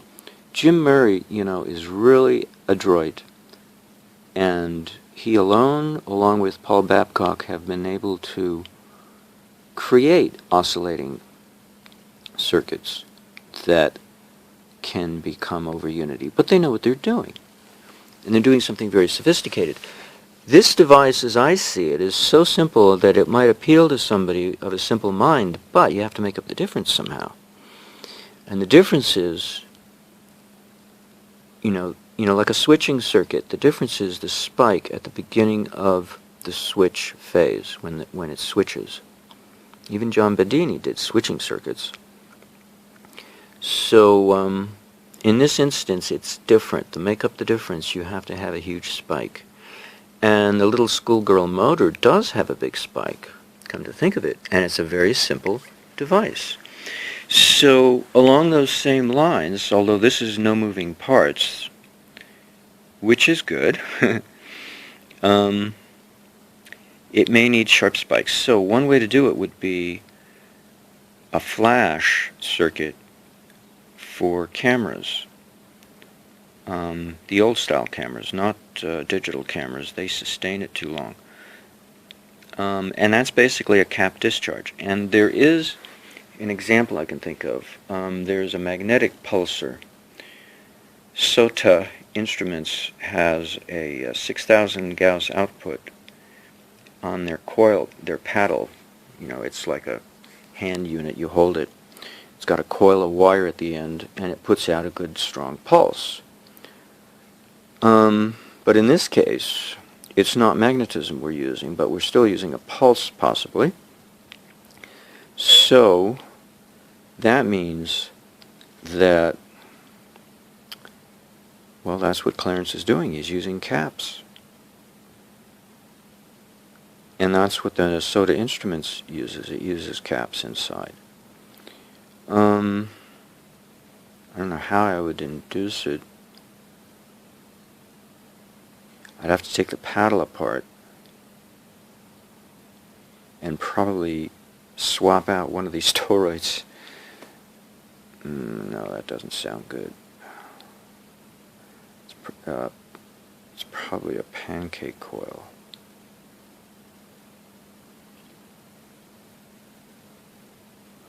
Well, Bob Beck was the one who designed it originally, so it's just a question of going and looking at his specification and seeing if I can duplicate it.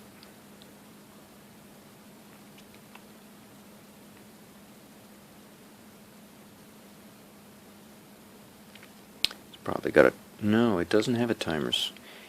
It has some means of sensing that the cap is ready to discharge. So it might just have the right resistors in there. I don't know how those things work. I'll have to look it up.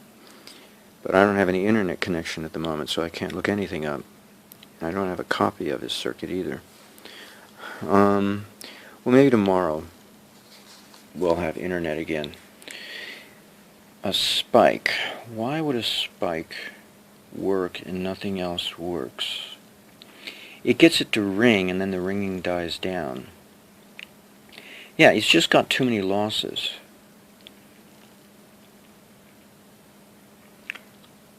But with an AC circuit, you do get that spike. Probably because you're reversing polarity, not just turning the switch on. Well, yeah, you're doing it multiple times a second, so you get to sustain. You know, Bedini did that with his Tesla switch. He ran a transistor radio, and he increased the frequency of the swapping of the polarity of the amperage that he was passing back and forth between the two groups of batteries. And by raising the frequency, you came to a semblance of a constant amperage. You got closer to it, and at some point, like how many frames a second, what is it, 30 frames a second in cinema? Well, AC is 50 or 60. So they overshot the minimum by a factor of 2 in order to create this sense of continuity to our electrical power. But it's really pulses when you think about it. Plus, it's more than 60 because it's 120 because it's every half cycle. So that means they've done it 4 times greater, more than 4.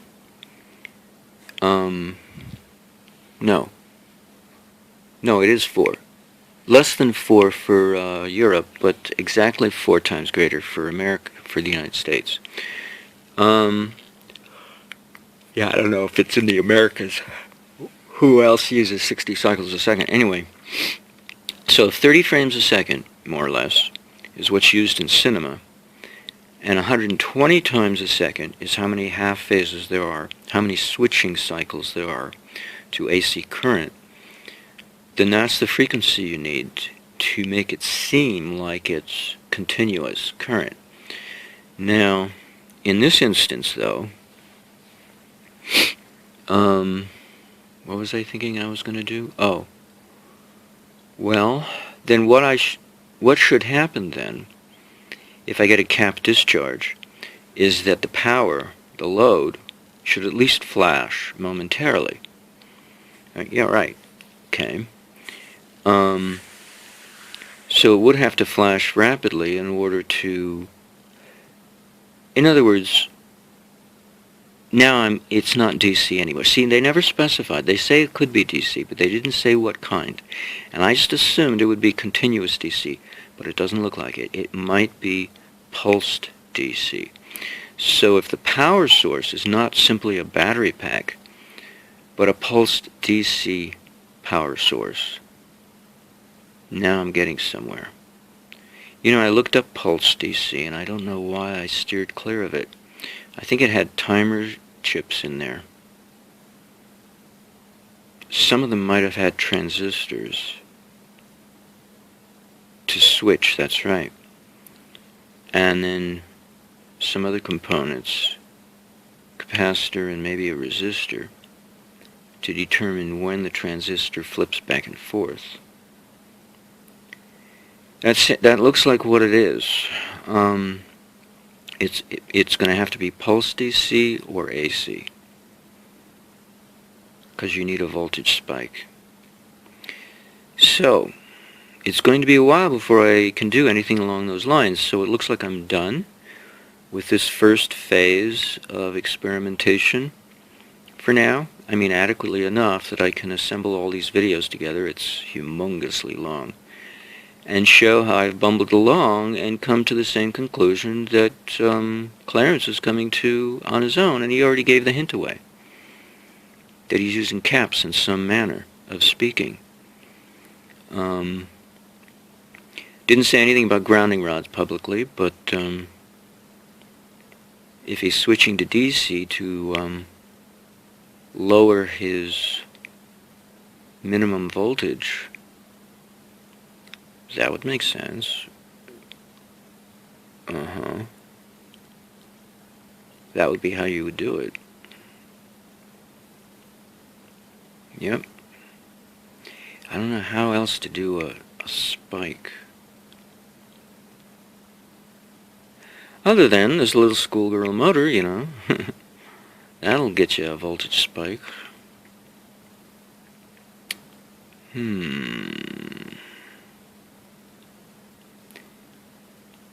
I don't think it's fast enough.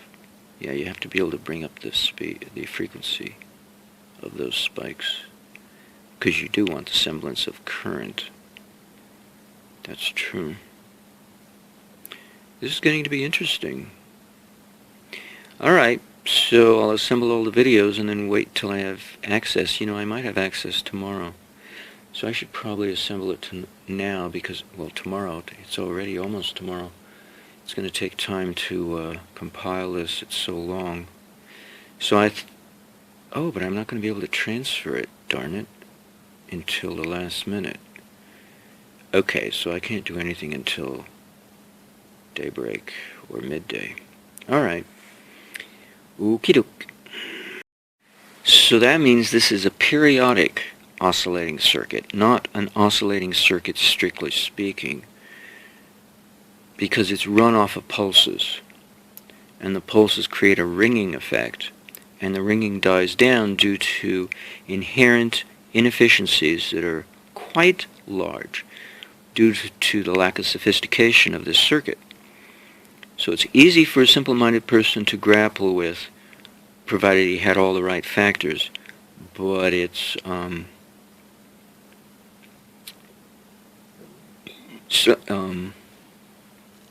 requires certain minimums to implement in order to create a semblance of continuous current or continuous amperage. All right. Actually, the inefficiencies work a two-way street, and it's more significant to some other aspect, the flip side. And that is that the Earth is not supplying a whole lot of magnetism. I kind of knew that. Why else would Clarence use 400 pounds of steel in his grounding rods? You know, 7 pounds per rod, 60 rods, or thereabouts, you know, it comes to a little over 400 pounds. So the reason why this is a pulsed oscillating circuit is that not merely because it rings and then loses the oscillations or the ringing very quickly, but that it has to build up enough force, enough voltage between the two sets of rods to create a pulse in the first place, to get it to ring at all. And the purpose of the AC or the pulsed DC is to chop up the release, the release of energy into the circuit that had been stored up gradually, or that had been stored up in the grounding rods. But there's not enough there for continuous release. It has to be done in pulses, which is a more efficient way to use less energy, is to pulse it, which is what AC does. That's why it's so efficient, because it's in a sense, it's pulse DC with the added feature that it reverses polarity at the same time. And the pulses are evenly spaced, and the duty cycle, is for the most part 50% of the full cycle. Unlike a pulse DC, you can really shrink it down. But pulsed, AC, you could shrink it down too, the duty cycle. You don't have to be 50% of the full cycle. So it takes time to charge. The grounding rods are acting like the two plates of a capacitor. It just takes time to charge them up. And if you discharge it too frequently or continuously by shorting, then there's nothing there. I think that's what's going on. The other thing is that with AC, you're always charging both polarities regardless of which one you discharge. So that gives you, with AC, it gives you 2 half cycles to store any particular charge polarity, because it's syncopated when you release them. Every half cycle you release one and then the other. So you actually get a 60th of a second to store the charge, even though you're releasing charges every 120th of a second, but it's the opposite charge. So with pulse DC, it's less efficient, and you would have to, at the very least, double your frequency. You'd have to have, in order to get the same amount of power, I would think, you would have to have the pulses of a DC system running at 120 cycles per second instead of 60. That would make sense.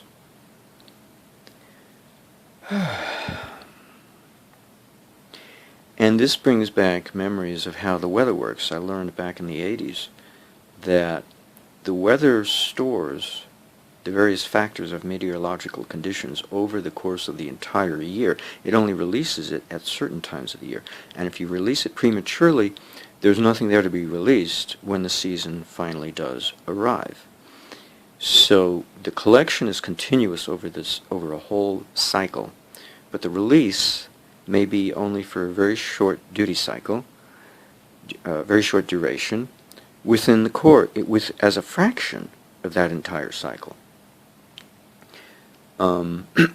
So it only rains in Southern California in the winter months, which is just like November to March or April at the most, if it rains at all.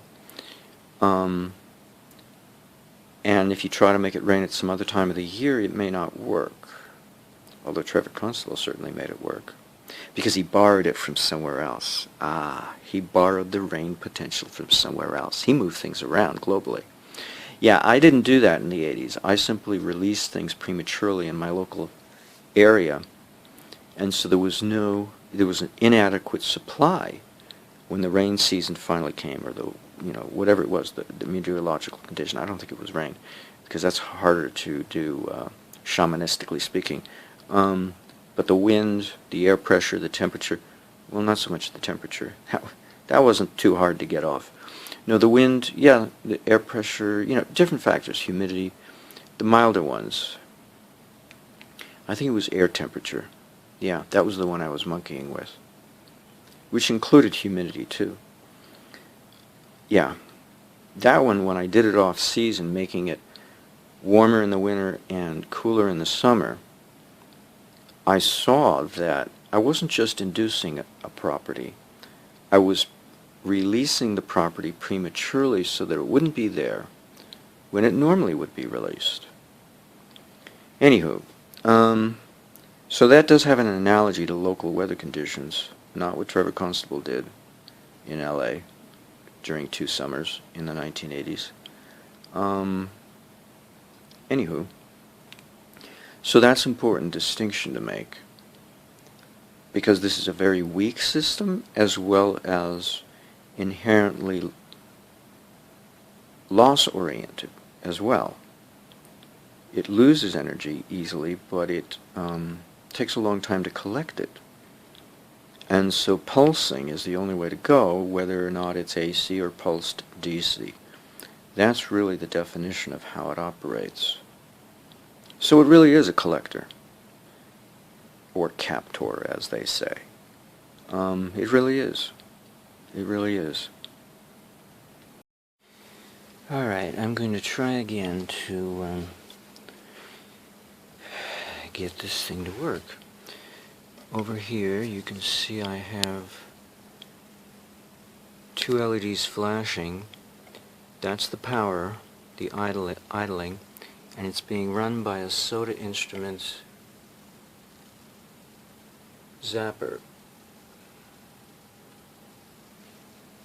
running off a 9-volt battery.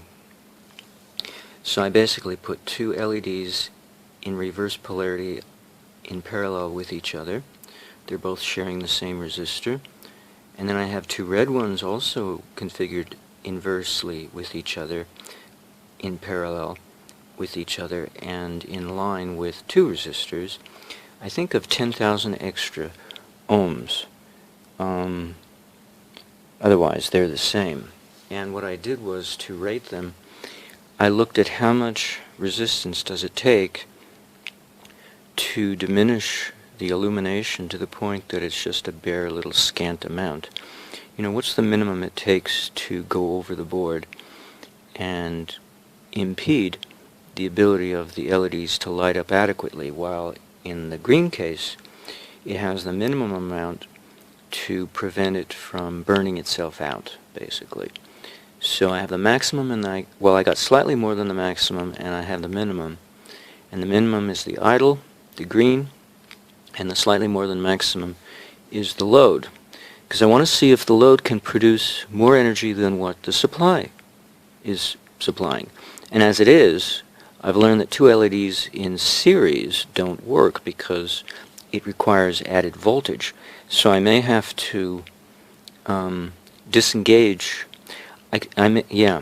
disengage the power circuit. So now that I know the power circuit works, when it comes time to do the actual test, I'll have to bypass the LED, the green LED. But my problem now is with the circuit. Where did I go wrong? Where did I go wrong?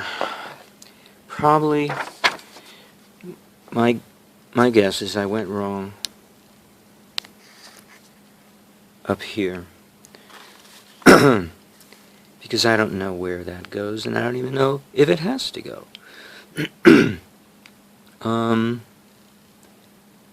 So, my guess is I should take out the neon bulb connection, since that's my guess anyway, and instead see what happens if I short the two sets of grounding rods with respect to each other, because that will complete the neutral line with the power line that goes to the power, and it should light up. So first I have to take away the neon short. So where is the neon short? I don't know. Here, why don't we just focus on the LEDs, since that's what matters. And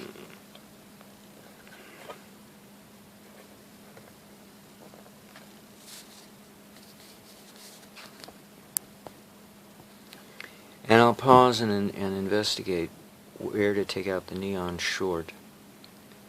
That should be my first job. Well, I like using the Soda Instruments zapper, the AC zapper, to power the system over here, rather than the battery pack. And I get to use double diodes, double LEDs, I should say. LEDs in pairs with reverse polarity to see flickering lights. And I've had to really, do all kinds of things with the wiring. What I think the problem is that the circuit is not balanced. And so when I did the latest schematic, it doesn't work because all the current wants to go through either one or both of these toroids and bypass the load.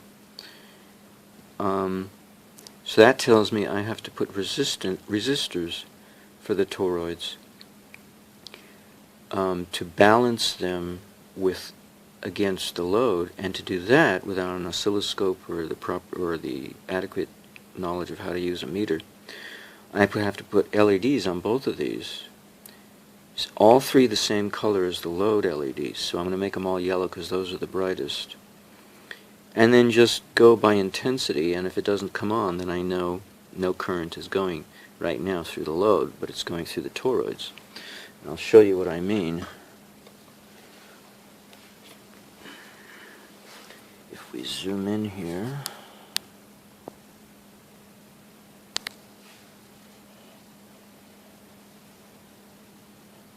okay, now I'll turn on the power.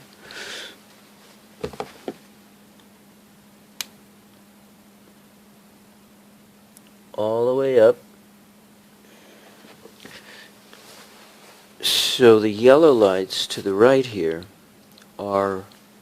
they go to capital A and A prime toroids, and the green goes to the little a, both plain little a and little a prime, while the red to the far left don't light up at all, and those are the load. So now I have to put in resistors. I have to change the lights to make them all yellow, and then see how intense they light up, and then monkey with resistors, trial and error. I didn't think I'd become like Edison. Well, I did the best I could with my limited knowledge to plan ahead like good old Tesla. But whatever. Sometimes you just got to experiment. So that's what my next task is to do, because there are so many potential shorts in this circuit that nothing makes it to the load. And it's mostly just shorting through the toroids at this point, the two toroids. But there are other shorts as well. There are all kinds of shorts. But it's mostly through the toroids. Maybe if I had wound the toroids with thinner wire and more windings, I only used 18 gauge, 107 windings per toroid, maybe it would have been different, but I'm measuring like 0 resistance on each toroid. So that's not good. There should be. But even still, you wouldn't expect any resistance in a toroid. And maybe they're supposed to get charged up. Maybe they're not supposed to have resistance in order to power the electric keeper. I don't know. I'm just taking this one step at a time. Making believe that the circuit doesn't exist, basically. It's just, the components of the circuit don't exist. So I just have a bunch of wires going this way and that way, creating all sorts of shorts. And it's the shorts I'm having to deal with at this point, because the circuit doesn't do anything. So I'm going to start with that. I'm going to start with balancing the circuit so that nothing shorts. Nothing prefers to go one way more than another way. Because otherwise I'm going to get nowhere with this. Anyway.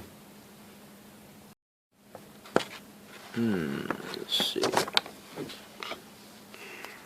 So here I've got my diagram, and we're going to focus here on this right here. First of all, the neomagnet is probably wrong. Probably it'll only work with a weak magnet, kind of like the way Bedini's little schoolgirl motor works. It doesn't work very well with a strong magnet. It has to have a weak magnet. And I think that's what's going to happen. You just have to mildly magnetize the very large iron mass in order to get it to respond properly. But it's the size, the magnitude of the mass that's going to matter. And we don't want the magnetism to get in the way, but we do want it to be there, or else we wouldn't be choosing iron over some other substance. So I have to change this in my schematic and get rid of neo and say something else, whatever is the weakest magnet you can get. Now concerning the dielectric, you've got this aluminum shell around this iron mass. The dielectric, I bet, is clay. And the reason I'm saying this is because I don't even think it's going to take on this shape. I just drew this as like a box figure. But we have a story, we have two stories of Tesla's special generator. Excuse me, no, his Pierce Arrow 1931 car demonstration. We have two different stories, and they don't overlap, except it's the same experiment, but the description does not overlap at all. None of the parts of the description overlap, other than they, drove out in the country. No, I don't even think that. Anyway, one is based on replaceable plates in a battery, so all the focus is on the battery. One story. And it's very intriguing because the story, that version says that a child could swap out the plates in a matter of minutes. They're stored in the trunk. A whole year's supply of new plates would be adequately fit inside the trunk. And that makes me ponder, well, I made a YouTube video specifically on my intuition that it was radium imbued clay, and also possibly a little thorium, because when I started doing research on the intuition, then I realized radium enriched clay was, for cosmetic purposes, was very popular in the 30s when he did this experiment. And they didn't know, it was bad for you, radioactive and whatnot, but so they were selling this clay, and I thought, well, gee, that would be easy to buy the clay, if you ran out. But why would you have to change the plates? And so I'm thinking they become pitted. And they become pitted because arcing occurs. And I think the clay is a slurry. I think the purpose of the clay is to change what would have been a battery into a capacitor. Because in a battery, the ions move from one plate to the other plate because you've got a liquid. And it can't be too viscous. Like honey, is very viscous, especially when it's cold.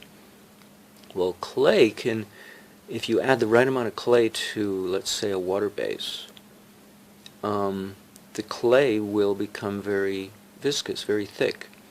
And maybe you don't use water, maybe use alcohol, I don't know, or maybe use oil. There's a thought. Clay moistened with oil. That's even better.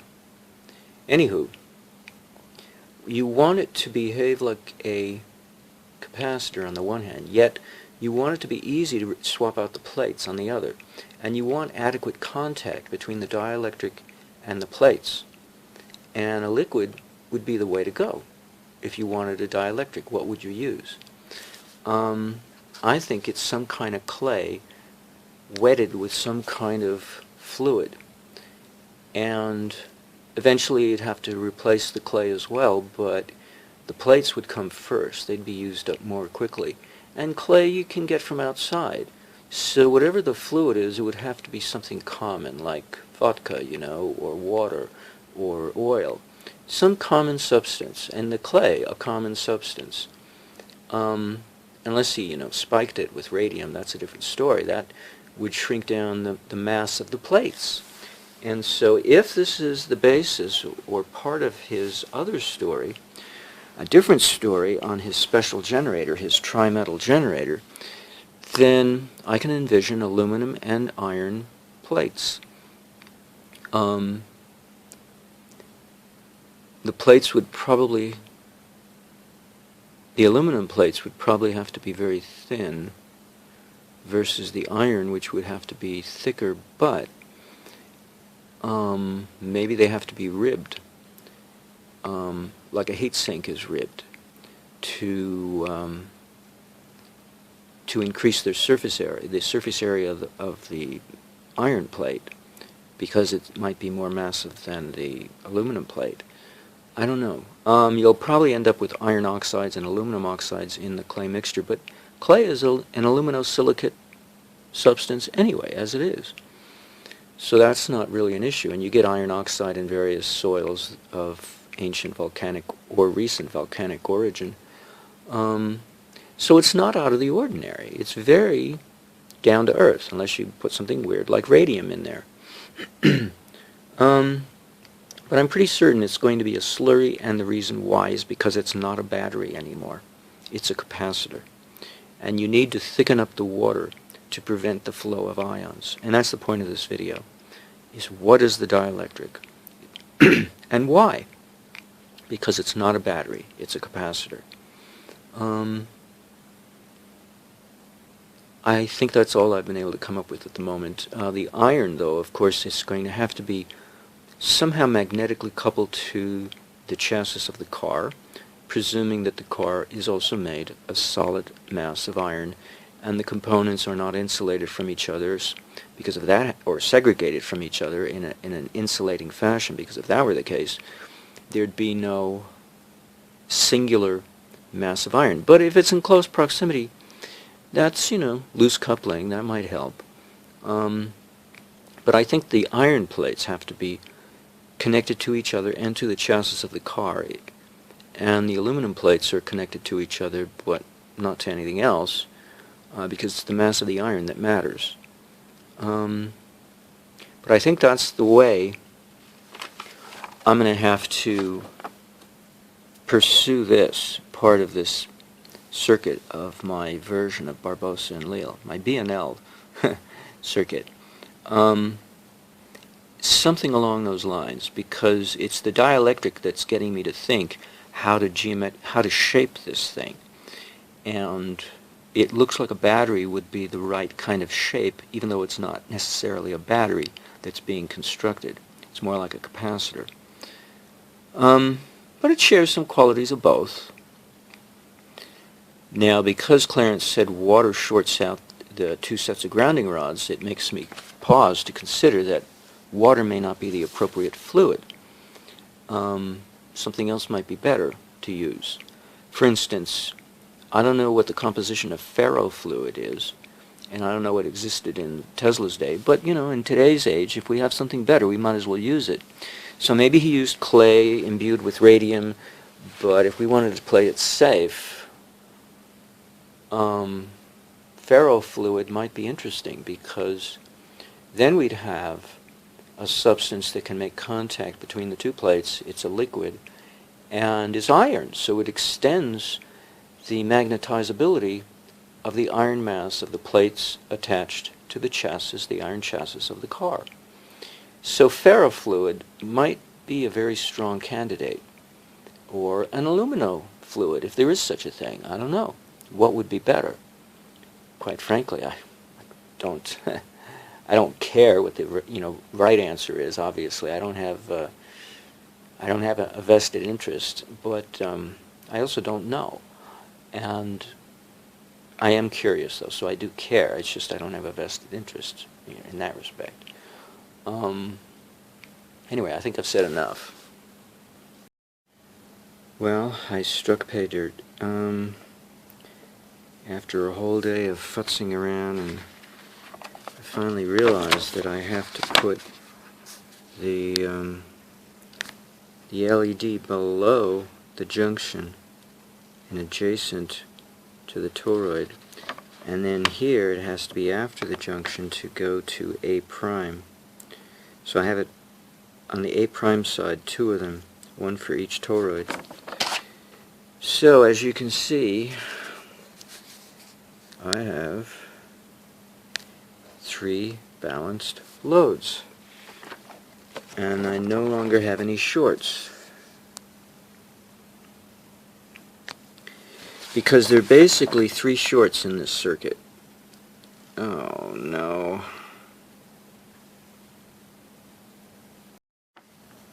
Okay, now I have battery power. So I have 3 shorts here, and they have to be equally weighted when the circuit isn't doing anything.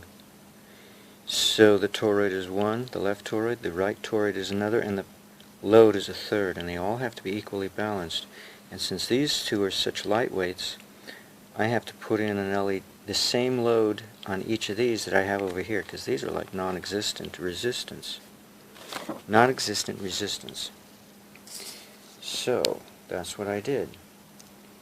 I created 3 shorts, and they look equally weighted. I don't know, in terms of intensity. It's hard to tell the difference between them. If I turn the light out.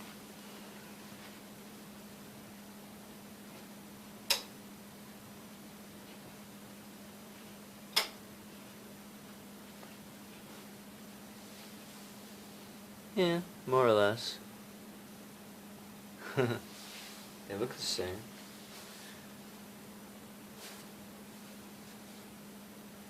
More or less.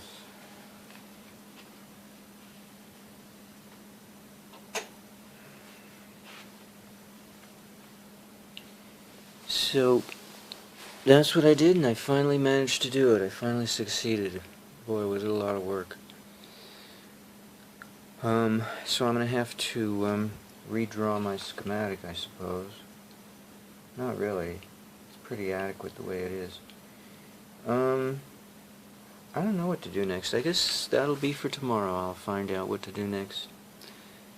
But I got an AC system, and I got the circuit to work without shorting out in one area more than another.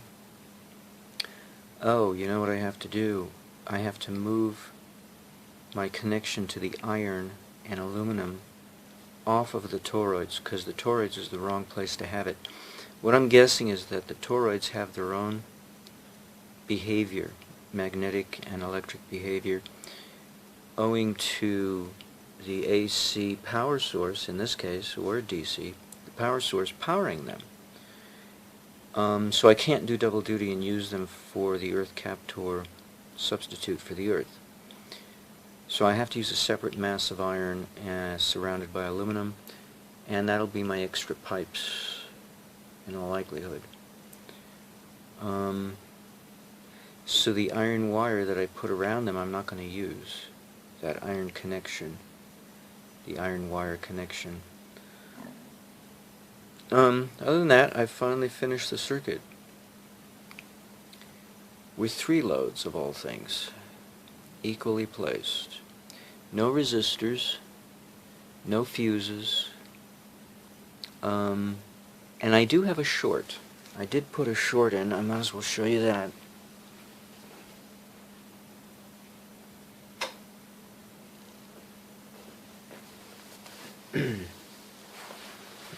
So let's back up.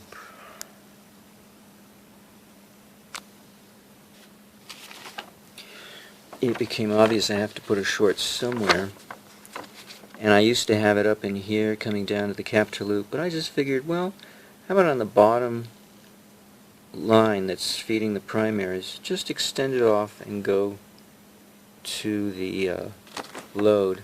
And at first I had a fuse there, then I realized that that's going to be a waste of time because the whole load is a fuse. I don't need any more.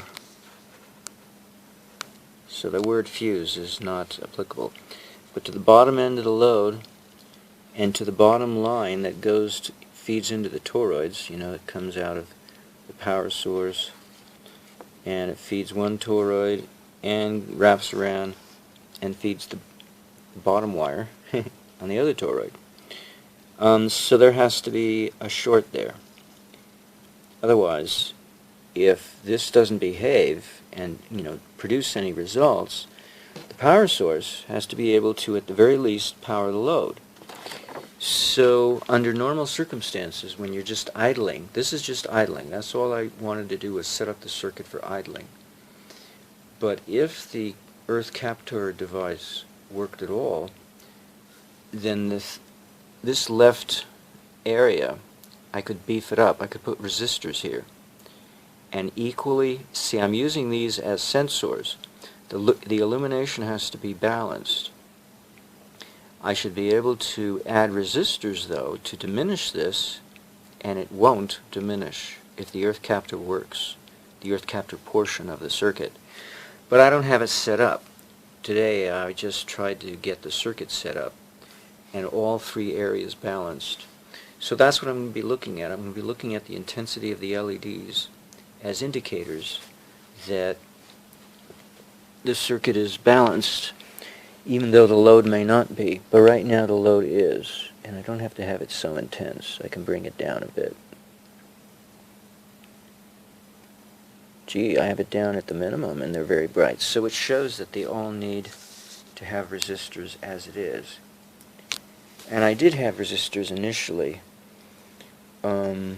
Probably not a whole lot. I don't know. I can do that later, maybe tomorrow. I don't feel like doing it now. So I should put resistors to bring them all down a bit. I would think, because I don't want to burn them out. Alright, so that's today's work. Notice anything interesting here? Obviously you can't. I'm sorry, I'm teasing you. Notice anything interesting here? It wasn't until I looked at this that I realized I did something really bizarre. This is the second version of a short that I put in between the load and the circuit. I put it in, Clarence didn't put it in. I had another one in which I ran a wire from up here somewhere, I think it was up here, or here, down to the left Captor line, which of course goes to the iron mass, or the 56 grounding rods if you prefer. So I decided to do something different and put it here. Problem is, either one is wrong. You want to know why? Because the polarity of the load is cockeyed. If it's here, look at this. This is, let's say this is the neutral line of an AC current, and this is the hot line up here. So, but these two references, the aluminum shell and the iron mass, are voltage references. And so we've got the shell, or I've got the shell hooked up to this, to the neutral line here, which, you know, shorts over to here. But then I have the iron mass, which also comes to the same place. So I have the two voltage references neutralized here. What's this supposed to be up here? This is going to be the reference to the power source. But I will have effectively neutralized these two references and combined them as one. Might as well just connect them all together. You know, if I'm going to put the short here, I might as well put it between these two masses. And the other one up here wasn't any better. I always wondered about this, but I never really questioned it because I never built a circuit, I guess, to feel like I was committing myself. So here I've got the hot line up here, and if I bring the short down to the Captor line here, then this comes over to here, and now I've got the hot down here, mixed with, but equalized to the hot up here. I mean, I've got it. I mean, how can I advance this beyond this if I screw myself by connecting them together? So there's no short possible. Now, this is temporary, and the purpose of this is to get the load balancing straight, balancing the load between here, here, and here, just to put these in. Once these are put in, then this short has to be taken out. And so let's zoom in here.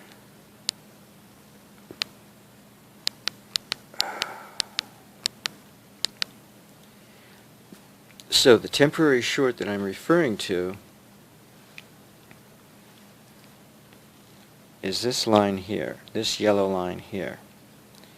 So I'm going to disconnect it over here and watch what happens to my little bitty bulbs. When I disconnect the short,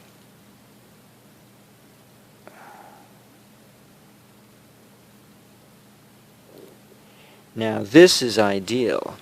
You know why? Because in the beginning, without the two additional loads to balance the major or primary load,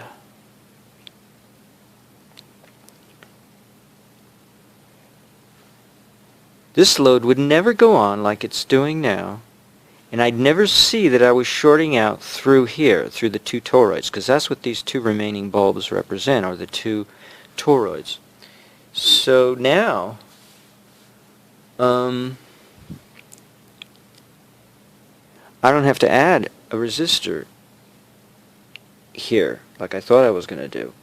All I have to do is light it up by getting additional voltage difference between my two grounding sets, or what would have been my two grounding sets if I had been using grounding rods, but my two supporting voltage references, namely between the iron mass and the aluminum shell. If I get those two references to contribute to boosting the circuit, excuse me,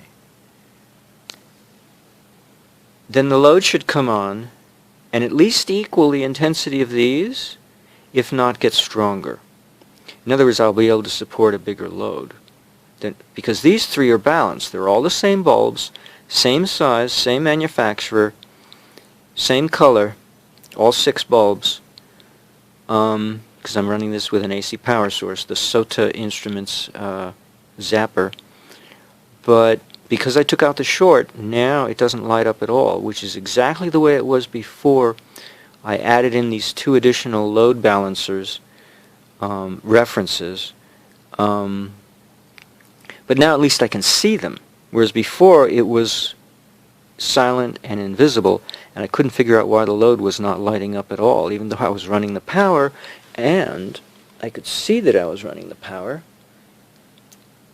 because my light was lighting up to show me that I had made a circuit. If I hadn't made a circuit, that flashing light would not go on, just the power light would be on to show that my SOTA Instruments appliance is functioning, but you know, I don't have a circuit. For instance, well, I won't show you, but you understand. I don't have to. Explanation is enough. So the short is important for developing load balancing.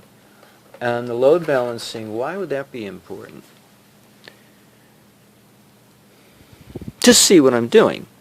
I'm not just, I call it load balancing, but I'm actually just putting in LEDs. And they do have inherent resistance, I understand, from what I've looked at before. Well, that was a diode I looked at.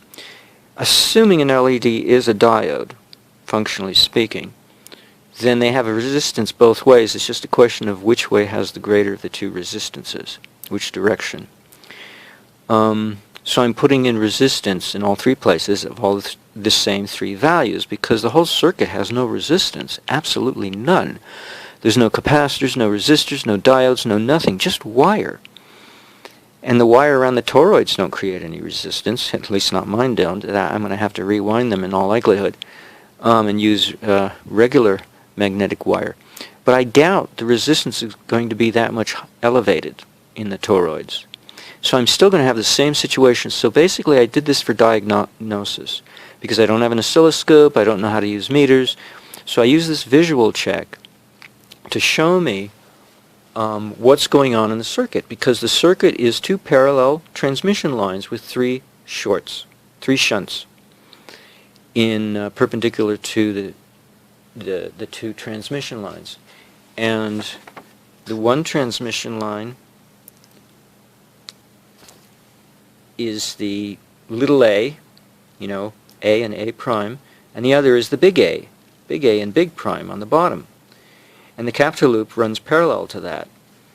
And that's pretty much basically it. So the Captor loop and this extended, you know, these 2, the line and the neutral, let's say, of the load, I like to think of it as 3D. They come out, they're raised above the diagram, and then I can visualize it more better. Otherwise I can't visualize this at all.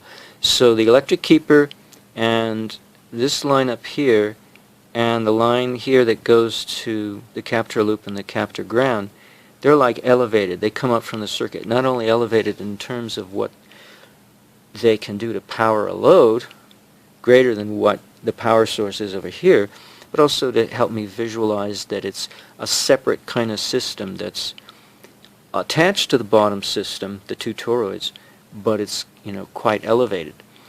So that's how I'm going to view the situation. Is the short was simply a developmental tool, and now I can proceed to work on enhancing the two ground references to get them, or common ground, not necessarily earth ground. They could be common ground.